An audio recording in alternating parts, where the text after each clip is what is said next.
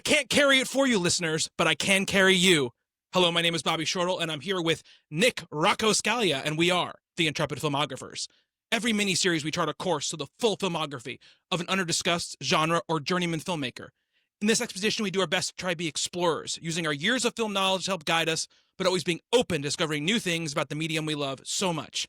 This week, we continue our special expedition into the films of Peter Jackson and conclude our epic journey into his opus, The Lord of the Rings, with The Return of the King, and find out if we could die side by side with a friend. Nick, how you doing today, my friend? I'm doing good. We've been there and back again, Bobby. We've really covered a lot of ground over the last We few have. weeks. There's still room for a little more, and that little more is our guest this evening, A little more. Mr. Brian Verderosa. Thank you for joining us. Well, what do you say? Hey, huh? That was a choice. I don't know what the choice was. It was, yeah. It was certainly a choice. It was nothing to do with Lord or any of the impressions we were doing before we did record. That's in the extended edition. Yeah, which yeah. we have not seen. You know how, like a hypnotist show, people will be like, I knew I was doing the whole time. But then also, this thing was kind of weird where I just kind of like wasn't in charge.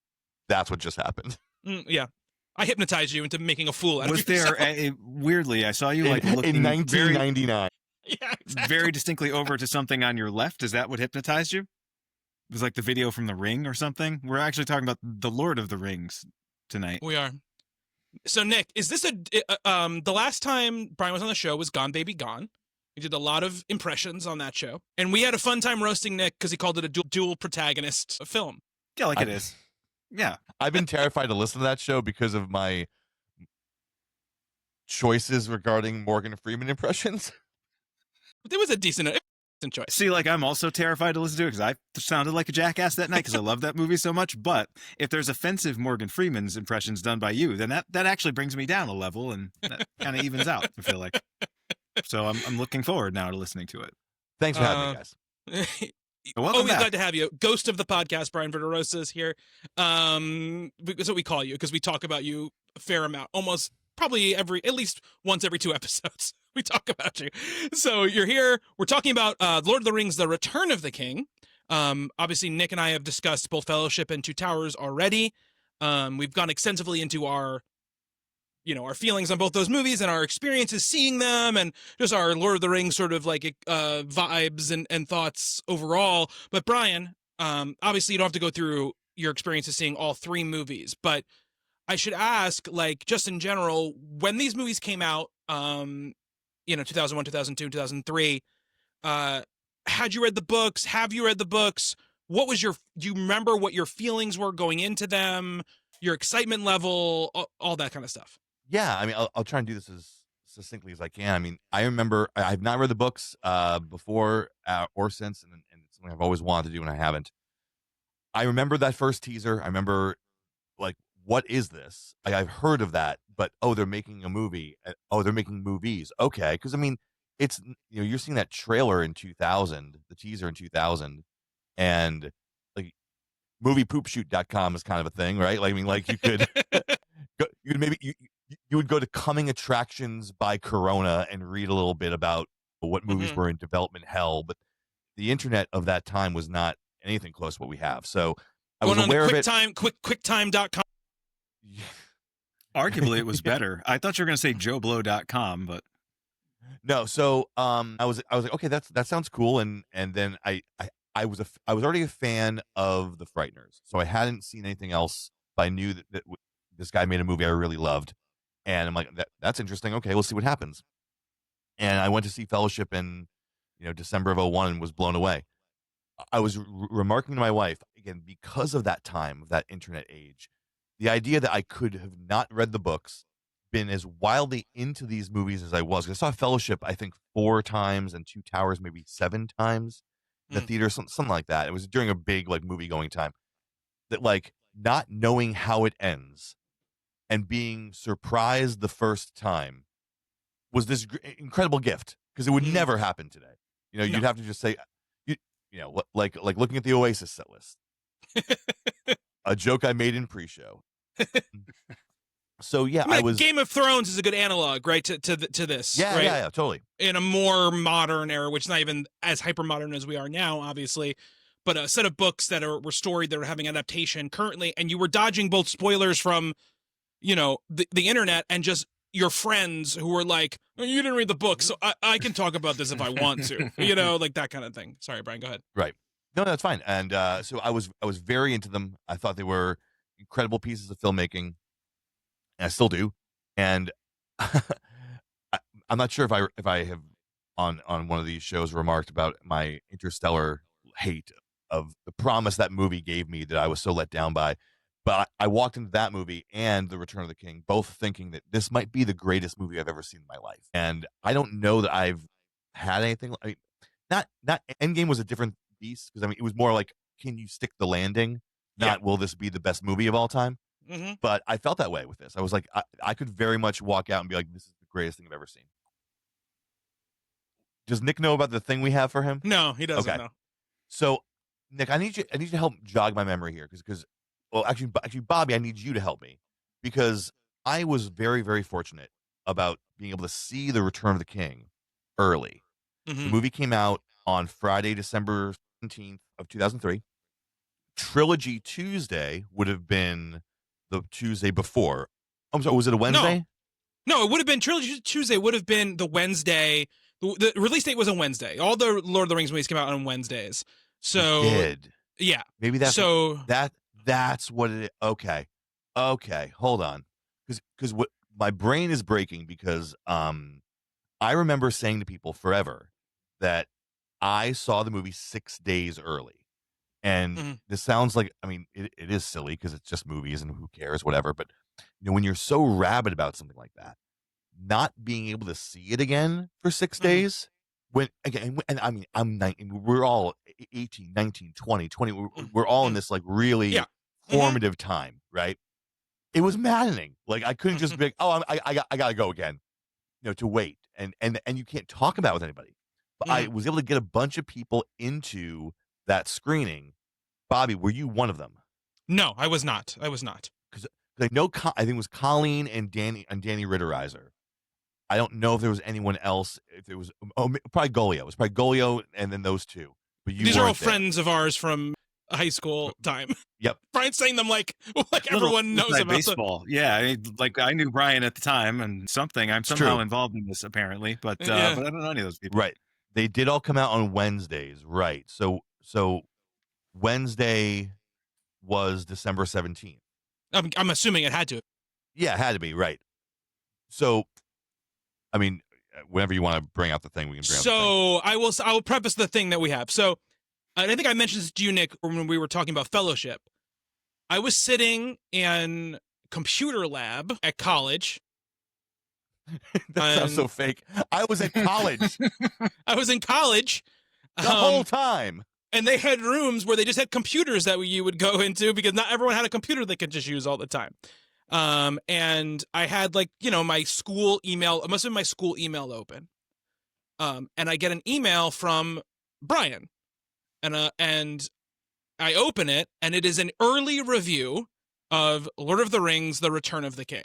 And I can't remember if it was in the text of the review at the time and it eventually got taken out or whatever, or it's just the email body. But you said exactly those words. I remember reading them. This might be the greatest movie I've ever seen, or whatever. That's like you were talking about your experience. And I was talking about this with Brian when I asked him to be on the show, and he was like, "Oh man, I don't even remember doing that." And then today I was like, you know what? I tried to see if I could find, because you've had an AOL address that's for 20 something years, right? Yeah, forever. For my parents still have that account. I went on my AOL email, it's empty. I can't get onto my old school email. Obviously, I looked at all my other email addresses I've had that I have access to, couldn't find it. I Googled to see if the Hartford University had digitized all of their newspapers. Machine. Yeah, Wayback Machine, try to find something. No.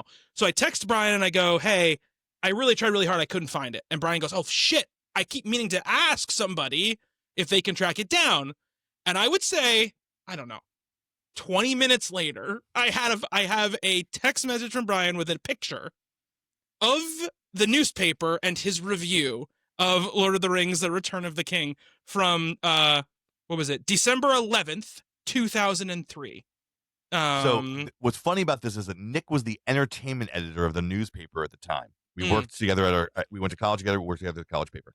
So what I'm struggling with, and I'm wondering, I'm really curious, but I have not looked at the full text of this review. I just found it. I sent it to Bobby because I didn't know what we were doing. I didn't know if I'm reading it, if Bobby's reading it, whatever. But we famously stole a tagline from another school about their newspaper. We put out on Thursdays. So that's when the paper came out, and it says it right there. It says Thursday, December 11th, right? Mm-hmm. Which would have been 6 days before the movie came out. Yeah. But the paper, we always put it together on Wednesdays. And I know this is a level of minutia we do not need to really, but I'm going crazy because I don't know. This is what's getting me under, like going nuts. I don't know if I wrote if I wrote the review earnestly. Like, I don't know if what's in that paper is actually me having seen the movie or if I just wrote it as if I've already seen it. Because I don't remember writing it. I remember thinking to myself, I'm doing a top 5 list and I'm putting Return of the King at number 1 because it will be. And that level of 19-year-old douchebaggery. But well, that would make. I'll read some of the review. Okay, I'm not going to read the whole text of the review. Wait a minute. So I was the editor at the time, so I must have seen this, and I feel like I would have said if you just made up some bullshit and hadn't seen the movie, I'd like to think I had the journalistic integrity to not publish that. I don't know if that's true because I was 20 years old or whatever, but yeah, I just don't know if we did a fake out, if we printed it on Thursday, put Thursday's because a college having a paper come out on the 11th is pretty late. Like, that's pretty late for a semester. Mm-hmm. And I don't know if you held it for me, if this is like that scene in the paper when Keaton and Quaid are like, you have 3 minutes to write this copy, you know. Well, here's what I will say about the review having read it. You don't say anything specific about the movie at all. Oh, no. Is it possible? Okay, it's possible. Here's what I posit, Bobby. I'm saying, is it possible that the real review that you read in college is not this? I don't think so, because it would have been after I actually saw it. And okay, yeah. Oh man, my guess will be this. My guess, to give you both some cover, journalistic cover, because they know they're coming for you. Like, they're coming for you. Need to, yeah. You know, Bari Weiss is coming for you, or where the fuck. She's running CBS now, right? Yeah, great. I want that as a little sound clip I can play. Yeah, great. Here's what I'll say. My guess, knowing both of you, and knowing that I don't think either of you would publish something that you weren't sure is true, my guess is that Brian writes this review, which is mostly talking about things around the movie, like summarizing the past movies, talking about that the movie might win an Oscar, is going to win Best Picture, but said like some plaudits about the movie, but nothing specific. Is that you wrote it thinking like, this is how I'm going to feel about it, and maybe you saw the movie and you were like, okay, go, you can print it, it's true, because not a lot of times press screenings are in the morning a lot of the time, right? Was it a press screening? It was a press screening about 10 a.m. Yeah, but so that it wouldn't have mattered. We always sent the paper Wednesday night. Well, maybe you didn't drove it up. Maybe you didn't. Maybe you saw it earlier than you thought, Brian. Maybe. All right. Because so okay. I'm wondering why young me gave you that review. It was my decision, and I. And it says Brian Verderosa, news editor, right here. So he wasn't even an entertainment. That's true. Editor. Yeah, you were working. Right. I was working for you. I guess at the time. Maybe you'd gone home for the semester and I got to play with the. You're just minding the store. I always hung out. I always stretched out my semesters as long as I could. All right. Okay, I'm gonna read some excerpts. Okay. Oh no. All right. There is both nothing and everything to say about arguably the greatest, most ambitious film project in history, the Lord of the Rings trilogy.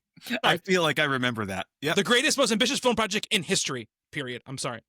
The Lord of the Rings trilogy is bigger and bolder than anything ever before seen on screen, and the series' final installment, The Return of the King, merely ups the ante from its predecessors. And then there's a lot of words going like, hopefully you're not going to see this without seeing the other movies, but in case you are, here's a quick summary of the other movies. You do end it with "Still with me?" good. That's just about all that words can do to explain the situation. The rest has to be experienced with your eyes and ears. And most importantly, your heart. Yes. Oh, God. Okay. The That was Return worth of the doing King. this whole series, by the way. The Return of the King Made is my not only one of the most rousing adventure films of all time, it's also one of the most emotionally involving. Which is true. So that's possible that you I did don't see the disagree movie. with any of that. Yeah. These characters, whom you have spent, if you take into account the extra footage included in the special extended editions, which of course here on this podcast we do, the better part of 7 hours connecting with our connecting with. There's some punctuation missing from this fucking sentence. Connecting with are finally coming to the conclusion of their respective journeys, and you can't help but feel like the 10th member of the fellowship. Oh, but you can't help but feel like the 10th member of the fellowship along for the ride while watching. Now you explain how you haven't read the books. You made a choice to not do it, Brian. Of course, you made a very conscious choice not to read the books then or in the 25 years since. And you say it would be wiser to assume that those reading do not know the story. So wise I shall be. As much as I want to reveal the moments that made me cheer wildly, it would be much better to leave them to the viewer to discover him or herself. Keep your secrets, Gandalf. Keep your secrets. This does sound like editor tells you to write review. Yeah. Can't get you into the press screening. So figure it out. And then you talk about the history. It's going to win Best Picture. It'll be the first sequel to a movie that didn't already win Best Picture to win. It'll be the first third movie to win. You say all that stuff, classic Brian stuff, which everybody needs to see in a review, is that this will one day win Best Picture. And then you close it up with this. Peter Jackson has created a saga which will live on for ages. Nobody will touch The Lord of the Rings for the next 60 years. Even with advances in technology, we're sure will come. The Return of the King is not only the best picture of the year, it's a cinematic reminder of why movies exist. Which is I don't disagree with, but again, is a general ass statement. It is, but yeah, I mean, we were a couple episodes ago, we were talking about this, right? Like the magnitude of these movies and seeing these, we were just kind of discussing this idea that like, okay, this is what movies can be now. And we're going to see so much more like this because they were successful, because they were so big, because they were so good. You know, these are like mass audience blockbuster movies that are like some of the greatest films ever made. And the bar has been set so high. And like Brian saying whenever in 2003 that it's not going to be touched for another 60 years. Well, like we're already like a third into that and you're still right. You know, like. No, I'm not. The Rings of Power exists. They're touching it. It means the source material. Movie. They're touching it like you touch the doll or you show on the doll where you were touched. Yeah. I just want to add one thing to this. I thought you were going to mention, I think a couple of months later when the Oscars came out in 2004, when this film was in contention, that was the first edition of the Scalia Awards, which was a stupid ass column that I did, which was just me making jokes about the Oscar movies. And I named Shelob Best Supporting Spider that year, which I thought was hilarious at the time. Oh God! No, we need to get that issue. I have a source. I have a source. He's got a source. He's got a guy. It's like an old guy in the printing room, you know. He goes there, gives him a $5. Well, again, in a the newsboy cap. real story is that the last like 2 or 3 years, I've been the advisor to the paper, but I left that job 5 months ago. So I texted because when I was looking for the review, the only thing that came up was farewell to Brian Verderosa from the Hartford Informant or whatever the hell it's called. Informant. I like that better, actually. Informer? Is that what is it? Informer. Yeah. It was the Informer, yeah. Okay. All right. And when I searched Return of the King on the website, the first story that came up was something about Lindsay Lohan. So I don't know what. The stuff we did at that paper, you know, I just went to, remember Something Awful did like Photoshop Friday? All right. I'm going to put a moratorium on this. We need to start talking about the movie. I'll just tell you, and Nick signed off on it. We printed 2 fake movie posters from Photoshop Friday. The Lizzie McGuire Has a Plastic Leg movie and The Passion of the RoboCop. Those sure sound like jokes 19 and 20-year-olds would make and think are hilarious. 43-year-old me. Get us Lizzie McGuire. back on track, Bobby. Yeah. So, Lord of the Rings, Return of the King. we established open on December 17th, 2003. I went to Trilogy Tuesday. Did anybody else go to Trilogy Tuesday? I went to Syracuse, so I was able to see it on. Oh, I hit hold on. I think you're fine. No, I hit a button that wasn't the same button. Okay. Okay. Yeah, I'd seen it. I believe that Thursday the 11th, Mhm. and then on Tuesday I drove to Syracuse because the closest theater on the island you went, right? Yeah, I went in Farmingdale. Is where I went. And that was sold out, and so I drove to Syracuse to see it, and it was amazing. I still have my the thing with the film. Yeah, like the lithograph thing or whatever. Yeah. No, it was 3 cells in like a little. Yeah. Like, You're absolutely right. Yeah, that's yes, absolutely. Did you go to Trilogy Tuesday, Nick? No, we did. That's the day it came out, like the day before. So they did. before. The day before they did Fellowship extended, Two Towers extended, like a little on break 35. a little break for dinner, and then Return of the King. No, the day it came out, I guess it was the Wednesday, we did the 2 extended editions at like my buddy's apartment and like a bunch of people. We wanted to not be in a You did theater. the budget version. We did the budget version and the beer fueled version because we just drank all day watching those movies. And then I think we did a midnight screening of Return of the King. Yeah. So Because at the time, that's what you did. I would like that's the only way you could do it. Then right now is like ghastly to me. I went Starting to a movie at midnight. That's I 3 saw- hours and 20 minutes long. Yeah.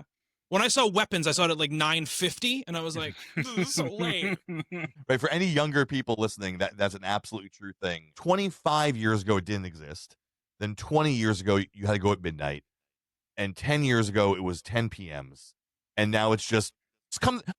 Thursday. When's good for you? Thursday. Just when's good for you? Yeah.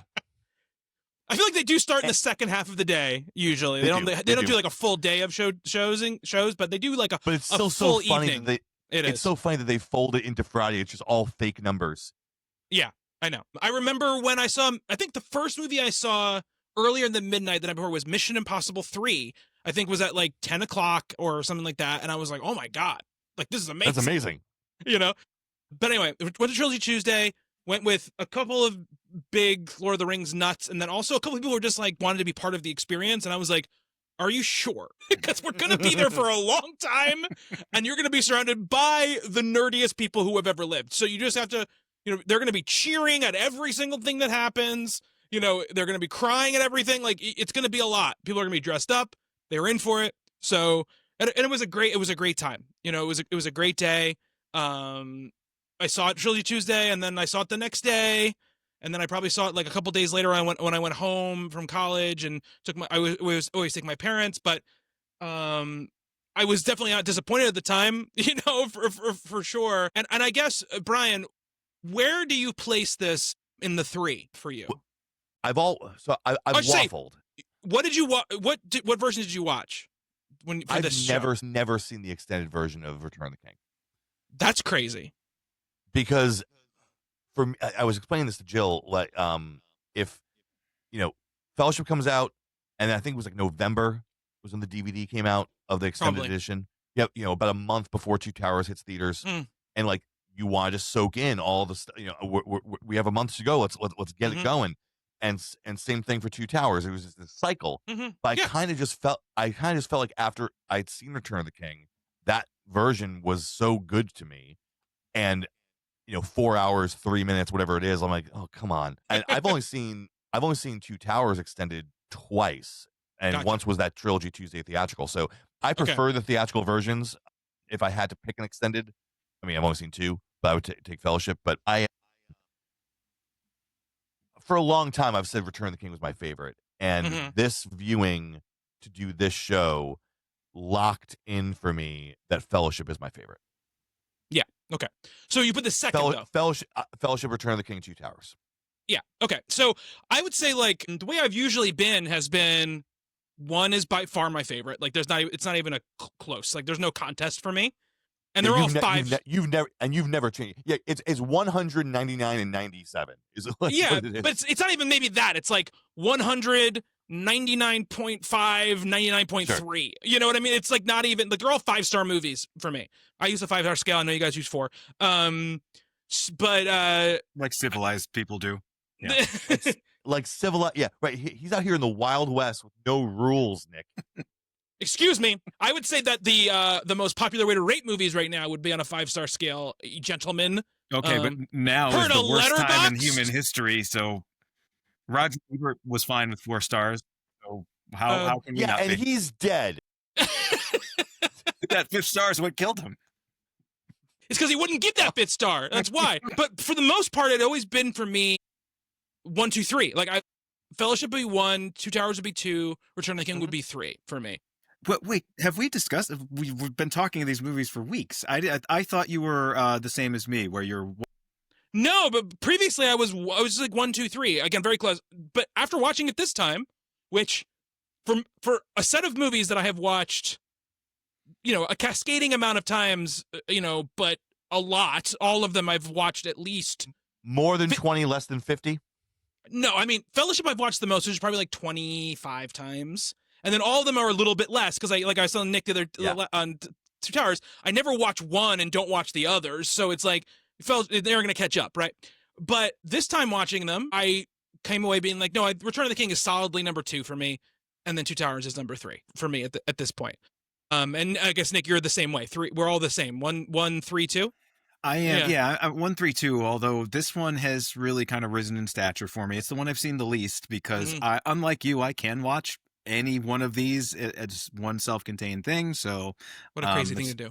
I know it's the one I've seen the least. But I was kind of blown away by how much I love Two Towers this time, and I feel like it just not that they're all 5. They're all 4-star movies. Oh, Bobby. look what he did!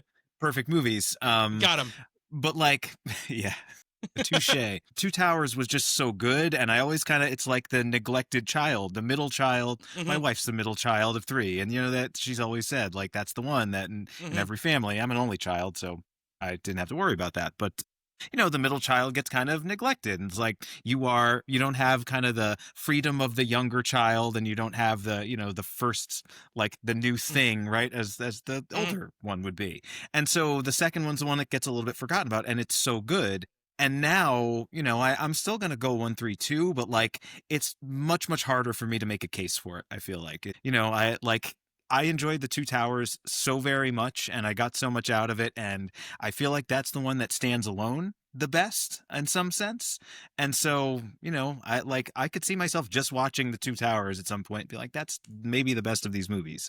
But Nick, once again, bringing the insane takes, like, it's the most dependent on the what comes before and what comes after. I disagree, because it has the most, like, the Battle of Helm's Deep. It leaves off with Frodo and Sam being like, well, I guess we gotta go to a Nug's place. But the stuff at Helm's Deep is like, that's a movie in and of itself. And I think it's the one thing in this trilogy that you could separate out. Like, it's also the one thing that's almost extraneous, right? Like, it's like a little side quest in the middle of this trilogy.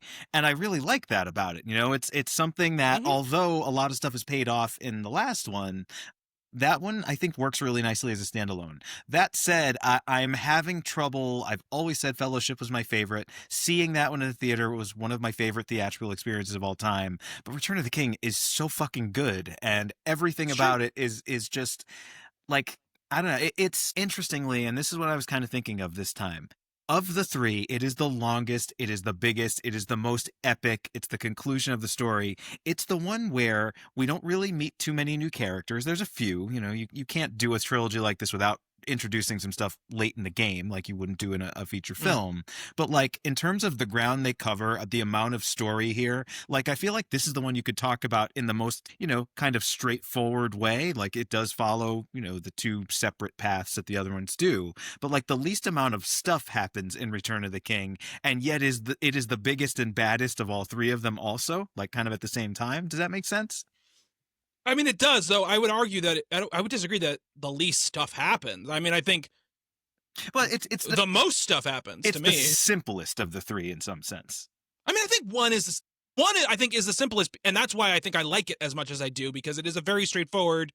We're gonna go from here to here, but it introduces the entire world. Yeah. But its big set piece is one fight with a bunch of orcs.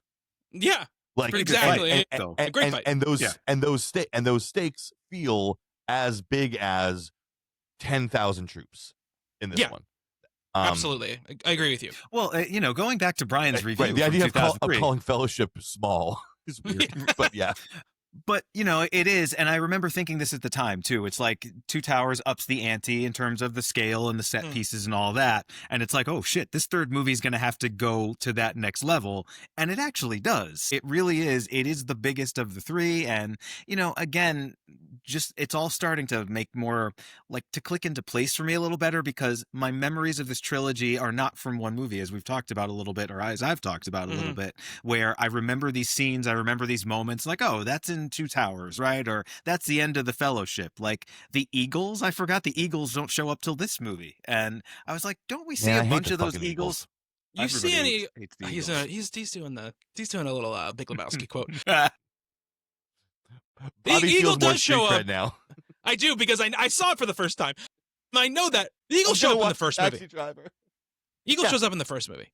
Saves Gandalf off the top of Orthanc. Yeah. But I remember, some stuff from this one is like now I'm starting to straighten it out. Now I feel like I could piece them together better and talk about them in a way that makes me sound like I've actually seen them before more than once. That's good. Which is nice. Considering we've done now 3 podcasts on them. We were talking about how, this movie, it's so big and now this is how movies will be from now on, blah, blah, blah. But it also was the last time there was a score, it feels like. A little bit, yeah. Yeah. We've had over 20 years of movie making. And again, if you went to Comic-Con, because you need the nerds, and you said, come to me a theme from a motion picture from the last 20 years. Yeah, a movie that you've seen 20 times, into the Spider-Verse or something. You're gonna get some of Sylvester the Avengers, and you're gonna get some. I don't know.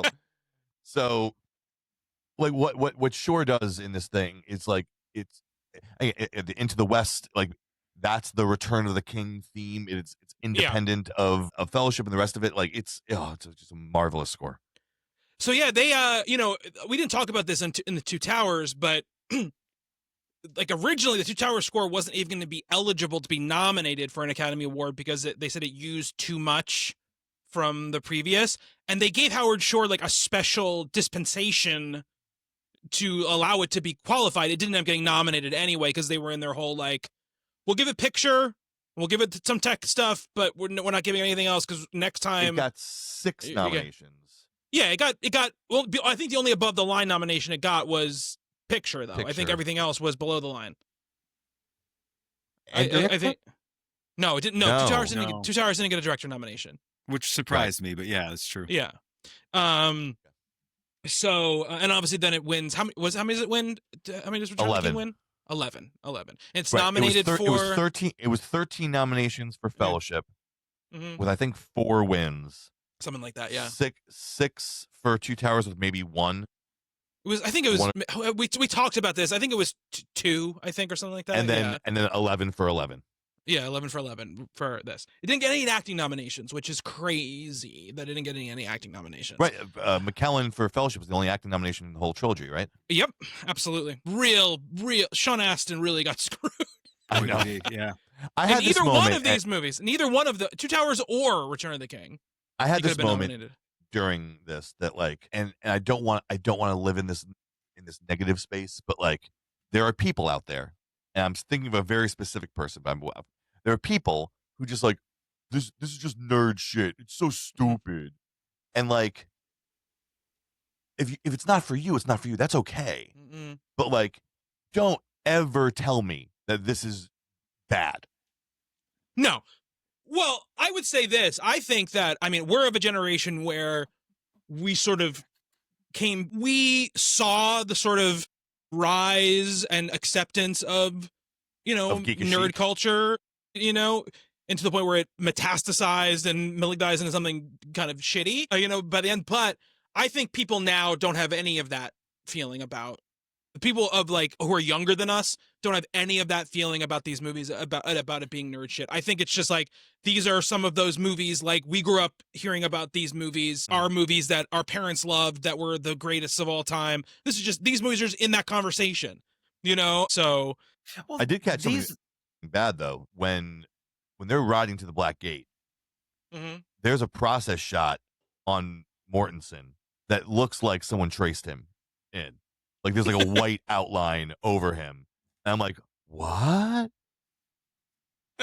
Oh, one sort of bad effect shot in a trilogy where there's like Yeah, I know. tens of Yeah. thousands of them. How I mean, I dare would they? say this movie of the three is the one that I think is the most bumping up against what the technology can do and what the vision for what they want to do is. You know, there are a couple moments in this movie where I'm like, that doesn't hold up. You know, like a lot of it does. So much of it does because it's so gorgeously art directed as well as being, you know, really great effects.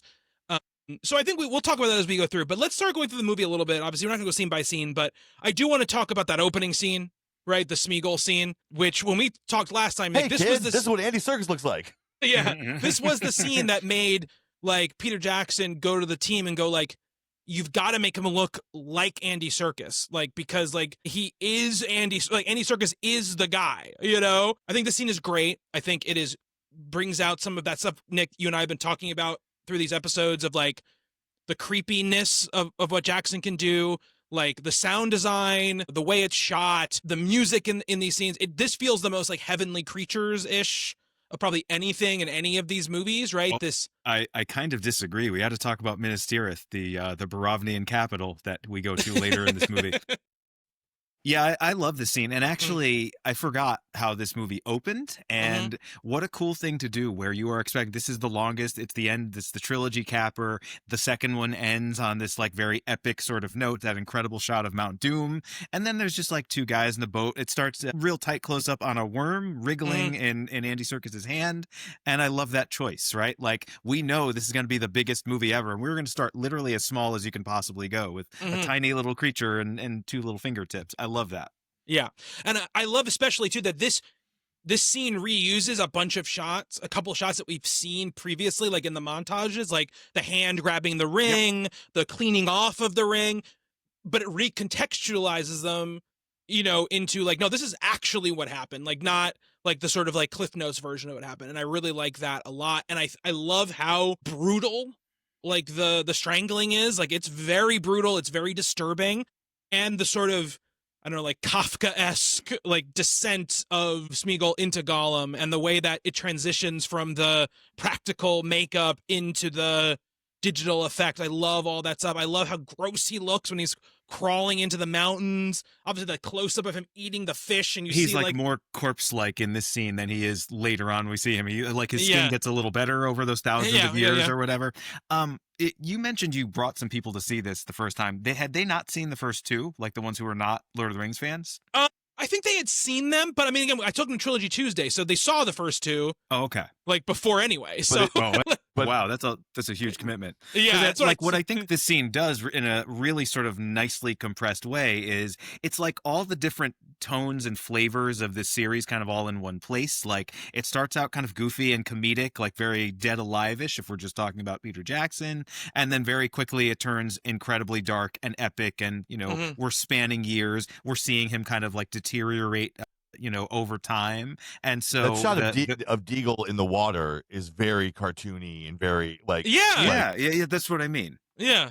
But then, we're getting like one of the scariest visions of Gollum that we see in the entire trilogy there. And it's like, here is the breadth of what this trilogy has done. We can go from very goofy, silly, comedic to like the darkest dread-filled. Like this is a really dark movie. I forgot how much just like impending doom just hangs over pretty much every scene in this until the end, until finally everything is resolved, and it takes obviously a very long time to get there. This is not like a feel-good movie at all. There's rousing moments, of course, in between, but the thought that the world is about to end, and Brian, you and I had the same experience, right? Like I was for sure that all of these characters that we love had to die in this movie, right? Like, that's what this movie is going to be. Like, we've been setting up this epic journey. They are sacrificing themselves for the world because that's how stories usually work, right? There is no easier way to sort of tug at an audience's heartstrings and kill a character they really love so much. And the fact that started with 9, now there's 8. Oh, I get out with 4.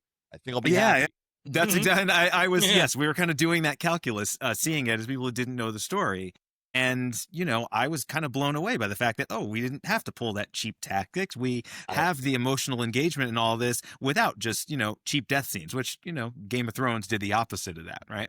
Yeah, of course. If just this past, viewing, I was trying to go back and be like, okay, when were the moments? Like, I didn't think that Pippin was gone. God, that fucking death speech is. Yeah, we'll get to it. We'll get to. It's the beginning of the waterworks, but yeah, Merry being kind of looks like he might be trampled.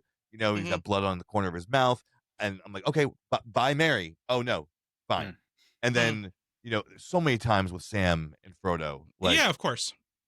And again, it's just good storytelling to keeping you guessing about that. But I was blown away. They're all back. Like, how does Frodo not carry the ring and just, eventually, because he struggles so much with it throughout this film, how does he not jump into the fire himself? Like, that's the ending. That's the easy ending, right? We always talk about the lesser version of a story. That is the obvious lesser version of the story. And that moment would have worked. That would have hit hard. Well, it's also sorry, Brian, go ahead. You didn't go ahead. No. I'm just saying, they're so close. And then you see Gollum, and I said out loud, this fucking guy. Yeah, I know. It's how you feel. I feel every time of the 20 times I've watched it, that's how I feel.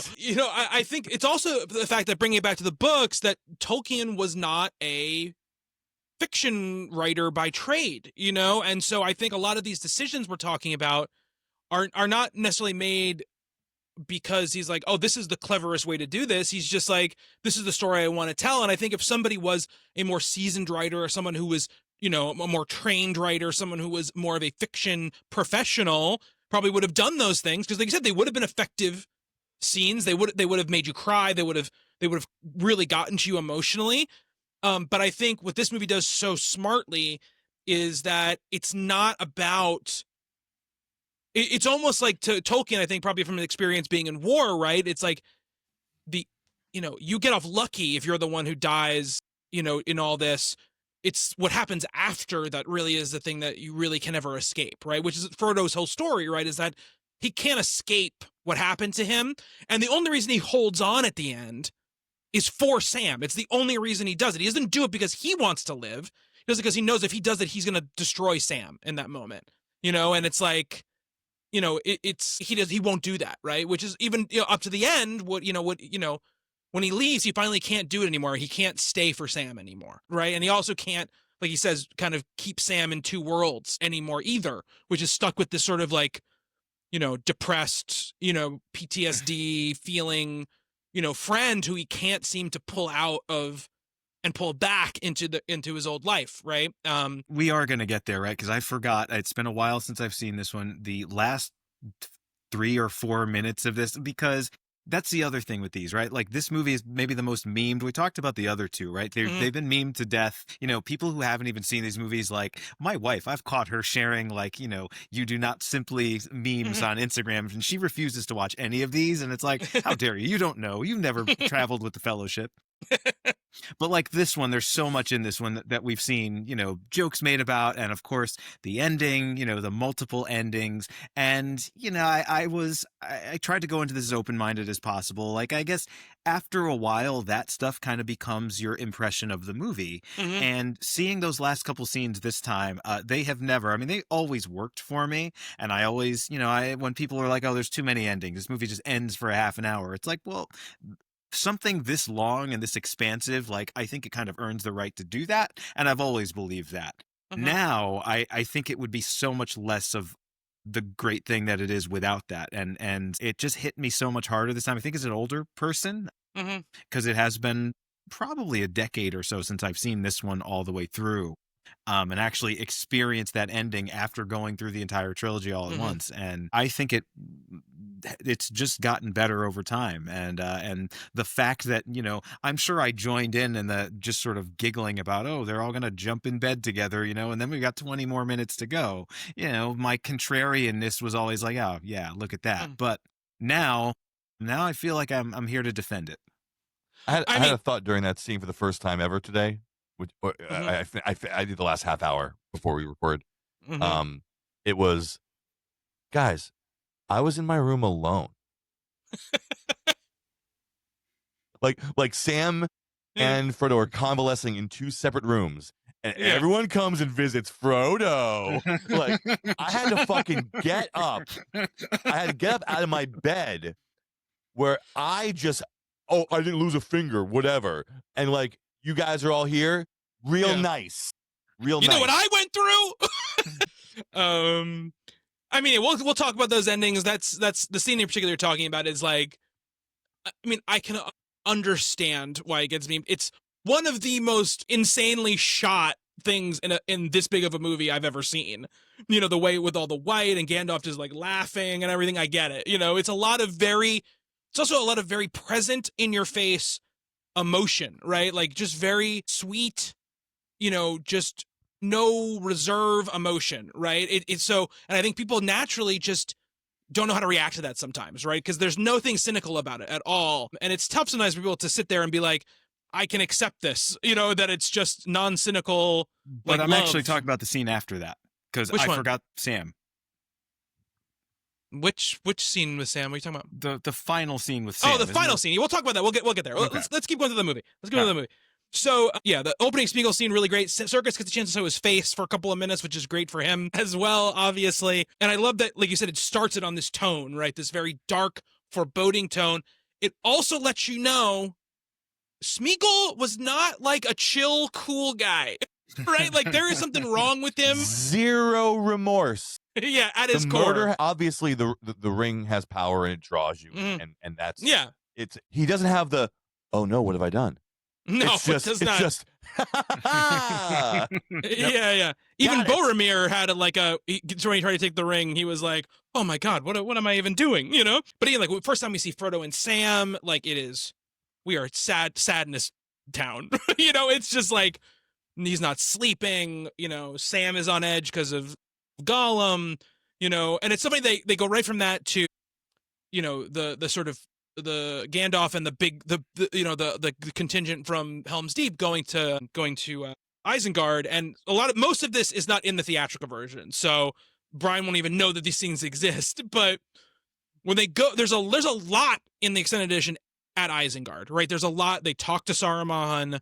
Like I really like the scene, but just to go back to something we were talking about the last time, there is one Ent who's like futilely trying to knock the tower over, and it's like just in the background of the shot, and we were talking about, like I can't believe like they just left him there, like just kind of stranded in the tower, and like it's because it's been weeks or something, right? Like in the time of the movie, and yet there's just like one tree man just like pushing with all his might, just trying to knock this thing over, and I love that little, you know, it's a blink and you miss a thing. It's not in the theatrical version, Brian, but there is an Ent still trying to knock over the tower. While you talk about a couple things that are not in the theatrical, I'll be right back. Okay.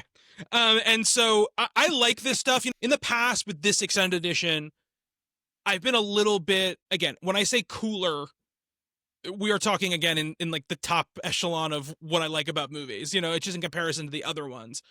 I've always felt that this extended edition gives a little bit less than the other ones do, because there's already so much in the movie, and there isn't a lot of little like nooks and crannies to really like excavate out anymore. Like a lot of these scenes they add back in are really just, this was a good scene, we just cut it because like for a movie in the theater we need to cut it down. Like that's, you know, they don't always feel as necessary or as really as enlightening as I feel like the stuff that's in the other two. We're kind of paying off stuff that doesn't necessarily need to be paid off. We get to see Brad Dourif one last time as Grim Wormtongue, which is nice because I love that guy and he's really good in these movies. But like, we got enough of him in the last one, I think. Yeah, but I think there's important character stuff just for Theoden in this in that scene, which you don't get in the theatrical, which is this idea that like he's not like this cranky, angry old man. Like he wants Grima to come down. He wants him to come back into the fold. Like he wants to give him another chance, you know, and I like that about those scenes. I do like that we get a little bit more Christopher Lee, of course. Like it's always nice to see Christopher Lee. And I like this idea that like Saruman is real smart, but even he does not know which hobbit had the ring, if a hobbit still has the ring, if someone else has the ring. And I like that this kind of illuminates that a little bit more. It also gives you a little bit more of a place for where the Palantir, you know, came from, right? Where that Pippin picks up out of the like water. All I could think about watching this was like, these guys had to just stand in this water for so long because they're standing in real water. Yep. You know, like there's some tank they're standing in like knee-high like water for probably hours and hours and hours on end. You know, but so I like these scenes in there. I like them more this time than I had liked them any other times I've watched the extended edition, and it was nice. They're really there though for book fans. Is really why this scene is in there. It's a huge part, you know, of the story, like the confrontation with Saruman, what happens to Saruman. And in the theatrical edition, they kind of just like, he's just in the tower and we'll just leave him there. Like that's kind of what the theatrical version does with him, you know? So there's that part of it, which I enjoy, the kind of expanding of that story. And I also like to see Merry and Pippin just having a grand old time smoking their pipe weed. As I keep saying, yeah, they're the Harold and Kumar of this trilogy. And although in this movie, they really, you know, this is their movie. More of them. And sure it is. Yeah, for sure. But I do, you know, it's one of the genres, one of the many threads that this follows. Just a little stoner comedy with these two hobbits who are just kind of, they're the fun guys, you know. They're not the center of the fellowship. Yeah. They're just on the periphery, just kind of doing their thing, having some hijinks. I enjoy that. Yeah. I love like their greeting to like the group when they're coming back and they're like typical hobbits. Like I like that sort of vibe. Whenever that vibe is in these movies, I really like that a lot. They're both so good in this entire trilogy too. They're great. I mean, they get to really kind of show their range in this one, but yeah, they are. You know, I had never. I'm sure I'd seen them before, but didn't know who they were. But it's Dominic Monaghan and Billy Boyd.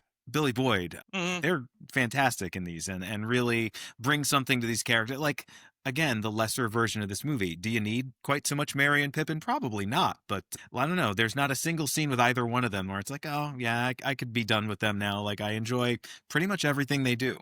Yeah, absolutely. I don't know. I think one of the things that, you know, Jackson and Walsh and Boyens had really fought for was we want all of the characters still in it. Cause like, you know, there was pressure on them to like condense characters down, right? Like, do you really need 4 hobbits? Mm-hmm. Like, you know, are you going to give time to 4 of these characters and make them mean anything?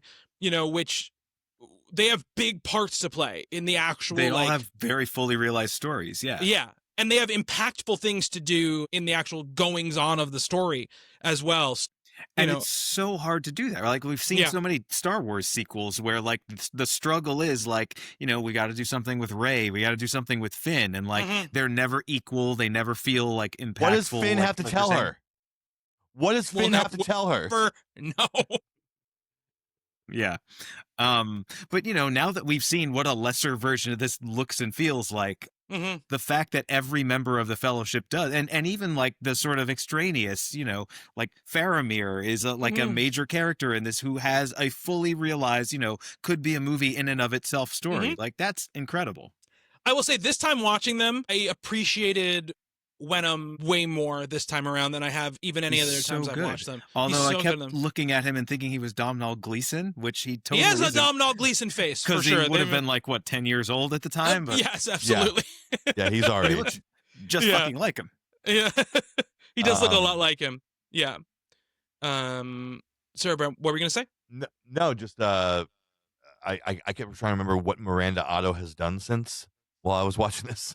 She's great in this trilogy. She's so good in this movie too. Like I know. I was really struck again by so many of these performances that I think really work so well. Like we talked about Theoden, we talked about Bernard Hill last time a lot, but he is so good in this, and like this like 2 movie sort of arc of his character going from this kind of scared, like I don't want to fight, like I don't know what to do, I'm afraid of making a mistake, king, to what he is at the end is so good. And the first time we see him, he's like basically a possessed living corpse man. With, you know, these glassy eyes and the white face and everything. And and this one, he's a badass and really kind of comes to his own in a really wonderful way. Yeah, it's again, and like just the fact that you're setting up, you know, you've got the 3 movie arcs for most characters, and then you start to bring in some in the second film in the series that are paid off really beautifully here.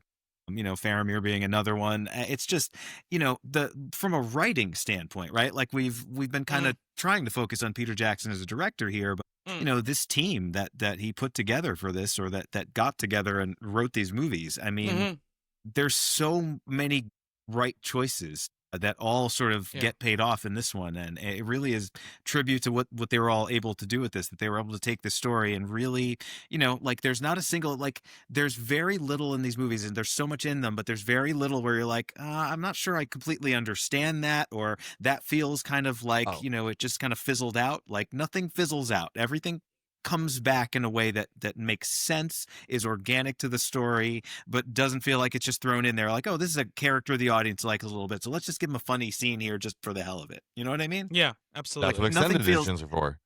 No, but even in the extended edition, I feel like it's not quite that. I think the Fellowship of the Fellowship Extended Edition is the perfect version of that movie. I think it is the ideal version of the Fellowship of the Ring. Just the title drop alone, the perfect. The title drop alone is great, but everything about it, like it's just. Is the title card different in the extended? It's different in all of them. All the extendeds are different than the theatricals, but that I think is the perfect version of that movie. In Two Towers and Return of the King, they both have a couple of scenes which are good, but are like repeated information scenes where Gandalf will be like, send Frodo to his death, and he'll have like two of those scenes, or like, I understand why they cut this scene out, right? Those are the only scenes ever in any of the extended editions where I'm like, you probably could have not put this back in, but again, you're doing something for people who want to see as much of the movie as possible, so I don't really have a problem with it. But Brian, what did you want to say? I was going to ask you, as an absolute super fan, do you ever watch the theatrical versions? No. Why would I do such a thing? So those like just basically don't exist for you anymore? No, basically not. I probably, let's say this, I probably will watch them the first time I show the movies to my son. Yeah. Because like, they're long as they are, obviously, and it's I want to get them through it. From the get-go. Well, sure. and you have the promise of more. Yeah, exactly. Like, you can't ever go the other way around. Yeah, That's if true. you like this, guess what? There are longer versions that we can watch. Right. For me, Aliens will always be the director's cut. Like, I want sentry guns, and I want to know Ellen Ripley and Dwayne Hicks's first names. I hate the director's cut of Aliens, and it's one of my favorite movies, the theatrical, but that's another story for another day. Oh, sorry, Nick, you're not coming into... oh, no. What is that? Is that a tunnel? How are you in a tunnel? How was it 1994? You're going to nuke me from orbit. It's the only way to be sure. We can all agree that the director's cut of Alien is weird because it's shorter than the theatrical version. I don't know if I knew there was a director's cut of Alien. Yeah, Ridley Scott did like a director's cut, and he like kind of changed the edit. That's all he really After did. The four versions of Blade Runner, I just don't trust anything. Yeah, 4 is being conservative with Blade Runner, but yeah. So I mean, basically now we get kind of inciting incident stuff, right? Which is Pippin grabs the Palantir, right, and basically gets like put into like a, I don't know, magic coma by Sauron. It has to leave with Gandalf to go to Minas Tirith. So we have to separate Merry and Pippin for the first time in the entire trilogy. So that's a big thing that happens here. We also get set up right that Theoden is not necessarily going to go help Gondor, right? Like that's a big kind of fight between him and Aragorn in this parts. In the extended edition, we get some fun stuff, which is like we get a drinking competition, and we get hobbits dancing and singing, the stuff that's not in the theatrical, obviously, but I love all that stuff. But we get a fun scene where Gandalf is sleeping with his eyes open, like all that stuff is, just fun. But it basically sets us on our course, right, to where the movie is going to go, which is we're going to go to Minas Tirith, right, the capital city of Gondor. I want to talk about the design of this place, the music associated with it, all of that stuff. I guess, Brian, kicking off with you. I mean, this is our big new location, right? We've seen it one other time in Fellowship, but not really. Like, how do you feel about this whole thing? The set design, the look of it, what happens there, I mean, if you do a top down, I mean, we see the map of Middle Earth many times in this movie. Mm-hmm. Even more if you're a friend of Bobby who had it hang on his wall. I did. So many of these places. Okay, so you have your Shire with your green, you have your Mordor with the death and the fire and the who, but like you can only do so many different things, and it's crazy to me how they all feel like unique places with unique people. Again, we don't really talk to any like, are they Gondorians? But yeah, the men of Gondor. I don't know. The Gondorians, I guess, yeah, the people of I'll Gondor. take They it. never I'll really take say it. that, but yeah. Gondos? Right. Or is that Gondos. Is like, it- it's- yeah. Oh no. Nick's gonna get So- canceled. Little do we know there's a whole yeah. Yeah, I used My the hard God. G on No. Gondo. Yeah, you're right. Don't It's let me get weird- into it's- Denethor's old tweets, okay? It's weird how the like that gray black of the what would you call that, like the facade of the I mean it's like a mountainside that's been carved into a city, feels like. Yeah, basically, yeah, Kind yeah. of. Minas Tirith, yeah, it's amazing looking. Yeah, But like it just fits with Denethor's like personality. Like he kind of looks like it. yeah, You know? yeah. The Great Like, John Noble. If you were He's so the good. Great as- John yeah. Noble. If Mhm. you were to swap, Theoden and Denethor, like that doesn't work. Those are different things. Like Bernard Hill looks like Rohan. Yeah, it's true. It's absolutely true. They did a good job with that. And yeah. it's just weird how that stuff works. So yeah, I mean, it's introduced, and I feel like I've been here, even though I mean, yeah, we've seen it a little bit, but Mhm. I mean, I don't know if that's a testament to like Boromir talking about it, Mhm. yeah, and kind of Yeah. setting us up. Yeah, I mean, Well, he does have that speech in the first movie where he talks to where he describes it to Aragorn, and it does live up to that description for Yeah. sure.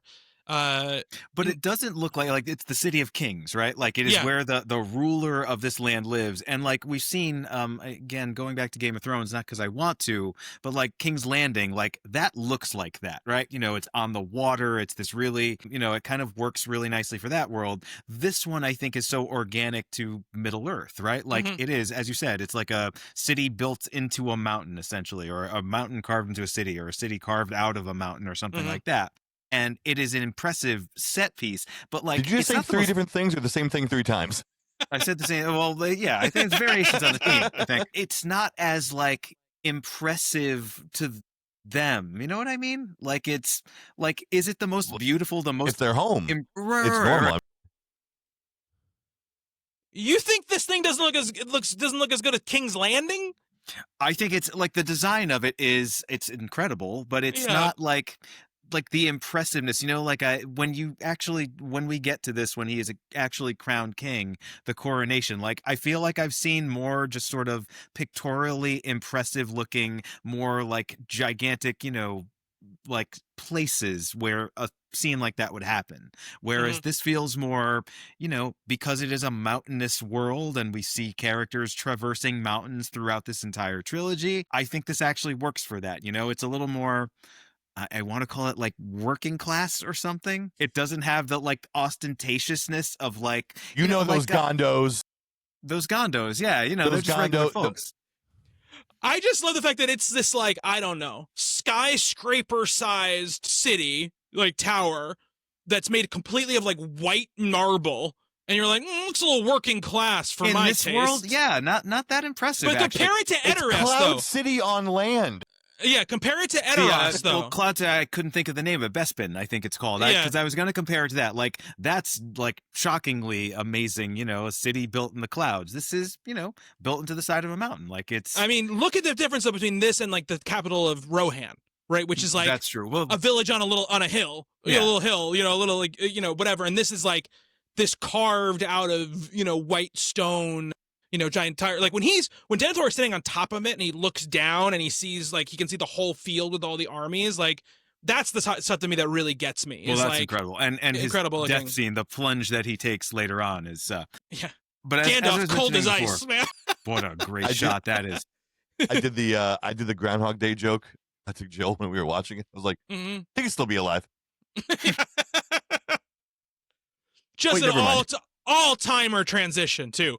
Yeah. All-timer transition. Oh, yeah. He uses it to get back into the battle scene, like it's just falling, burning body falling Yep. off this the Empire State Building, And basically. we hate the guy by now, so it's like, Yeah. I'm good with that. Yeah, absolutely. I really do feel the heavenly creatures like this so feels like not that we see a lot of Barovnia, but when we actually go into the castle, keep whatever, and Oh, yeah, you got yeah, the yeah, clay yeah. people Mhm. there. It's Yes. this, it's the low budget version of this. And then it's like, what's it, 10 years later at this point, he gets to Mhm. kind of show us the full scale, Minas Tirith is that city just kind of wrought large, I feel like. Yeah, when I was talking about the Smeagol scene, I meant more in tone of heavenly creatures, not as much visual language. But yeah, I agree with you. And I think we talked about that even when we were talking about heavenly creatures, about how like it felt like Lord of the Rings when they go inside that like sand castle. Yeah. And he's like, he's going to the sand castle. I will say, seems inconvenient to have to go up all of those rings every time to get to the top. Like how, like Gandalf does it like, I don't know, 10 times. He gets in his cardio in this movie. He's magic. His horse gets into his cardio for sure. The Lord of all horses, Shadowfax. But yeah, John Noble. Let's talk about John Noble, who I think is fantastic in this movie. Obviously, he pops up in the Two Towers extended edition, but if you're not watching the extended editions, this is the first time he really gets to do anything. It's the first time you see him really in the movies, is in this one. And, you know, in the books, he's a character you hate, you know, just like the same way you hate him in this. They did a great job of that. The funny thing about him in the books is that he also has a Palantir like Saruman has. And he basically has been doom scrolling Mordor. Basically is what he's been doing.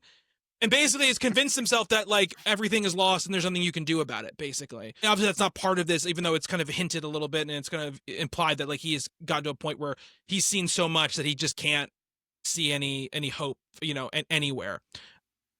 What a shitty dad, too. Oh my God, a terrible dad. Faramir's so nice. Yeah. Just a nice boy. I love that scene where, like, you know, he sees Gandalf and then he sees Pippin, and just by the expression on his face, they're like, this isn't the first Hobbit you've seen. You know, I love that. Although it gives him a little bit of hope in that moment. But yeah, no, I think Denethor is great. Obviously, there is the iconic Denethor eating food totally normally while Billy Boyd sings like a goddamn angel next to him.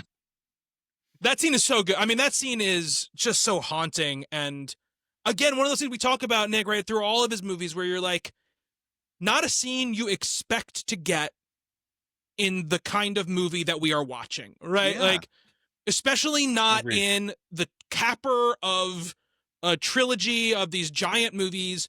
We get this Hobbit just singing this beautiful song, you know, and kind of, you know, showing us the juxtaposition between that and like the terrible stuff that's happening outside of. And I think it's really easy to forget because when this movie goes big, it goes as big as a movie can possibly get, right? And like, you know, you think back to Return of the King, it's like, oh, that's like the most epic medieval war movie ever made, right? And then we get the stunning conclusion to Frodo's quest, this quest narrative that we've been following the whole time. But there's so many moments like that, and this like just kind of interspersed throughout these like character scenes where it's not really pushing things forward in any other way, but like just kind of deepening our understanding of these characters in this world and the stakes. And I think that's why it works so well when we are, you know, we've got tens of thousands of people on screen later on. Yeah, absolutely.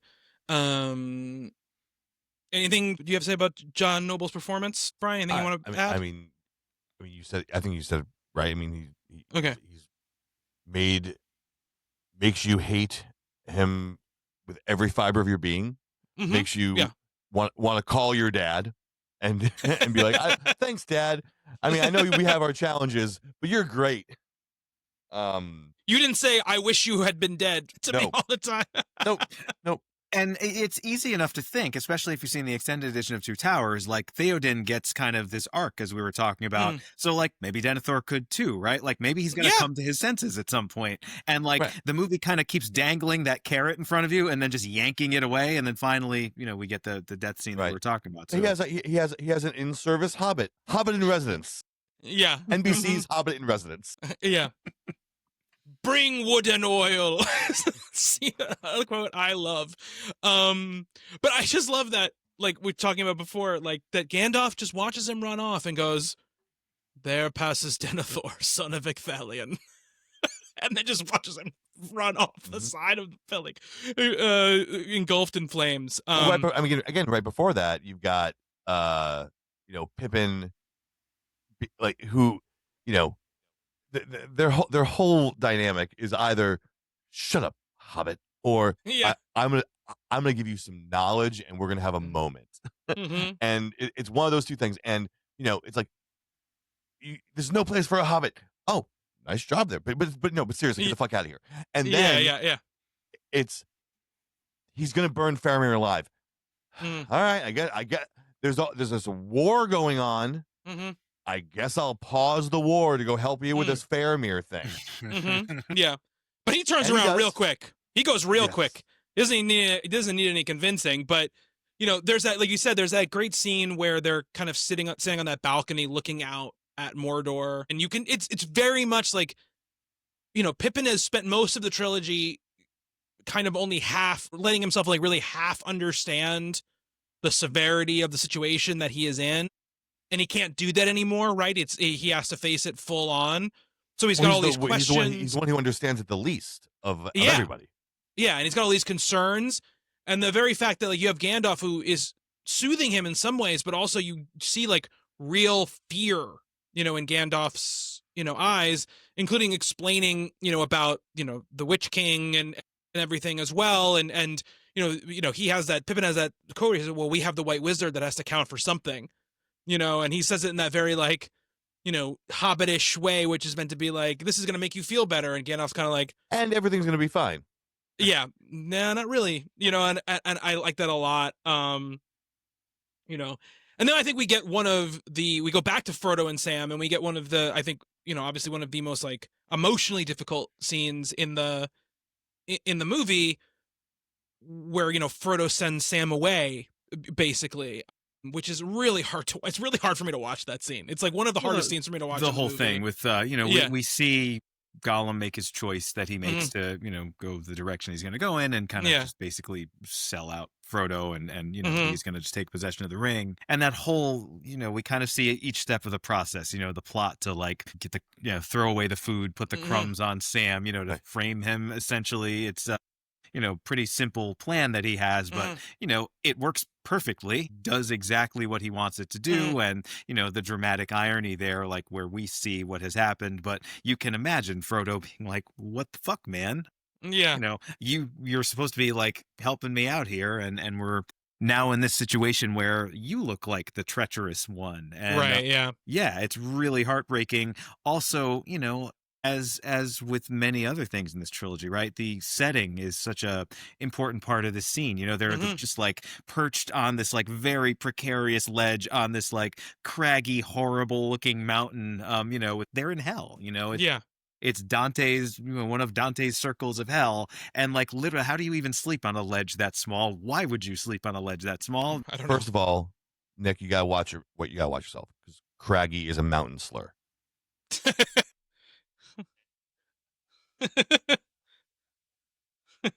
And I use the hard G there too. But We're gonna get so, demonetized. Crazily, we were just talking about this, that Gollum's that great scene. I mean, it's so much computer stuff, but still the way it's shot of the will he won't he, in inner turmoil. There is more chance of a redemption arc for Gollum than there is for Denethor. Yeah, yeah, absolutely. There absolutely is. And we didn't even talk about, right, the you talk about the internal turmoil, the reflecting pool scene, right, where he's talking to himself in the water, which is, again, Right, we talked about Sam that. Catches him. Yeah, we talked about the scene, in Two Towers, right, which is that first scene where he's talking back and forth, to himself, which is great. I mean, even with the time in between Two Towers and Return of the King, they've obviously leveled up like their pipeline and the way and their rendering and everything, because when he's doing the reflecting pool scene, it looks even better. Yeah. Than those scenes in the early stuff, which is really crazy. Well, Wetted Workshop just keeps getting bigger and bigger as this thing, exactly. The production of this kind of wears on, or the post-production of this wears on, and they're just hiring more people. Just growing and growing and growing. They need them.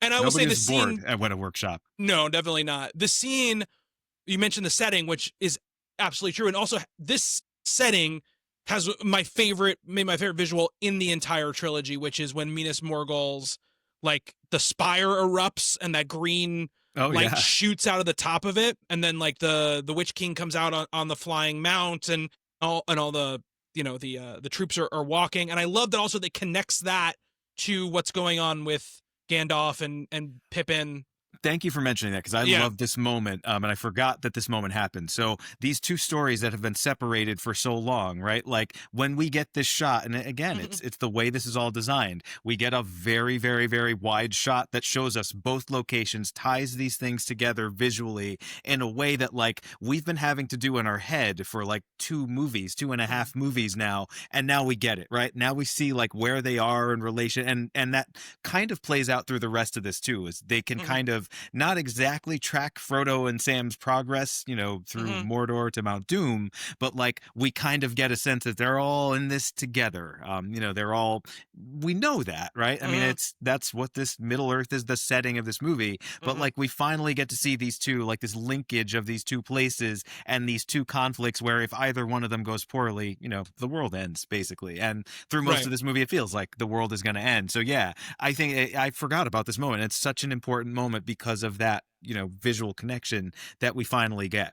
Yeah, absolutely. And it really does something too, which the books don't really do because of how the narrative is structured, where it really, really shows you exactly where one is when the other thing is happening. Because the books are split in the way they are, it doesn't do that. I think it's a really clever thing they do.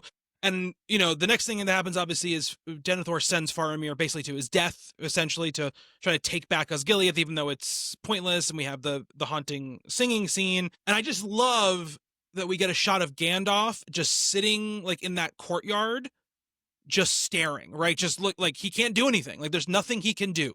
You know, there are situations where even this, like, powerful wizard is powerless, right? And this is one of those things. He just has to sit there and wait like everyone else. There's nothing he can do. And I really like that as we keep talking about how every time they go big, every time he goes big, he brings it back down, right? To a person or a character that we've seen. Yeah, a little small, quiet, reflective scene like that. Yeah. Or even just like a character scene, right? Where it's like a one-on-one situation, whether it's a fight or a quiet scene. We're never sticking with just like, here are hundreds of thousands of troops for too long, right? We're always pulled back down into the humanity of the situation. I mean, there's stuff, obviously, I'll bring a whole point, anything we want to talk about, you know, while we're going through this. They reforge the sword, obviously, Isildur's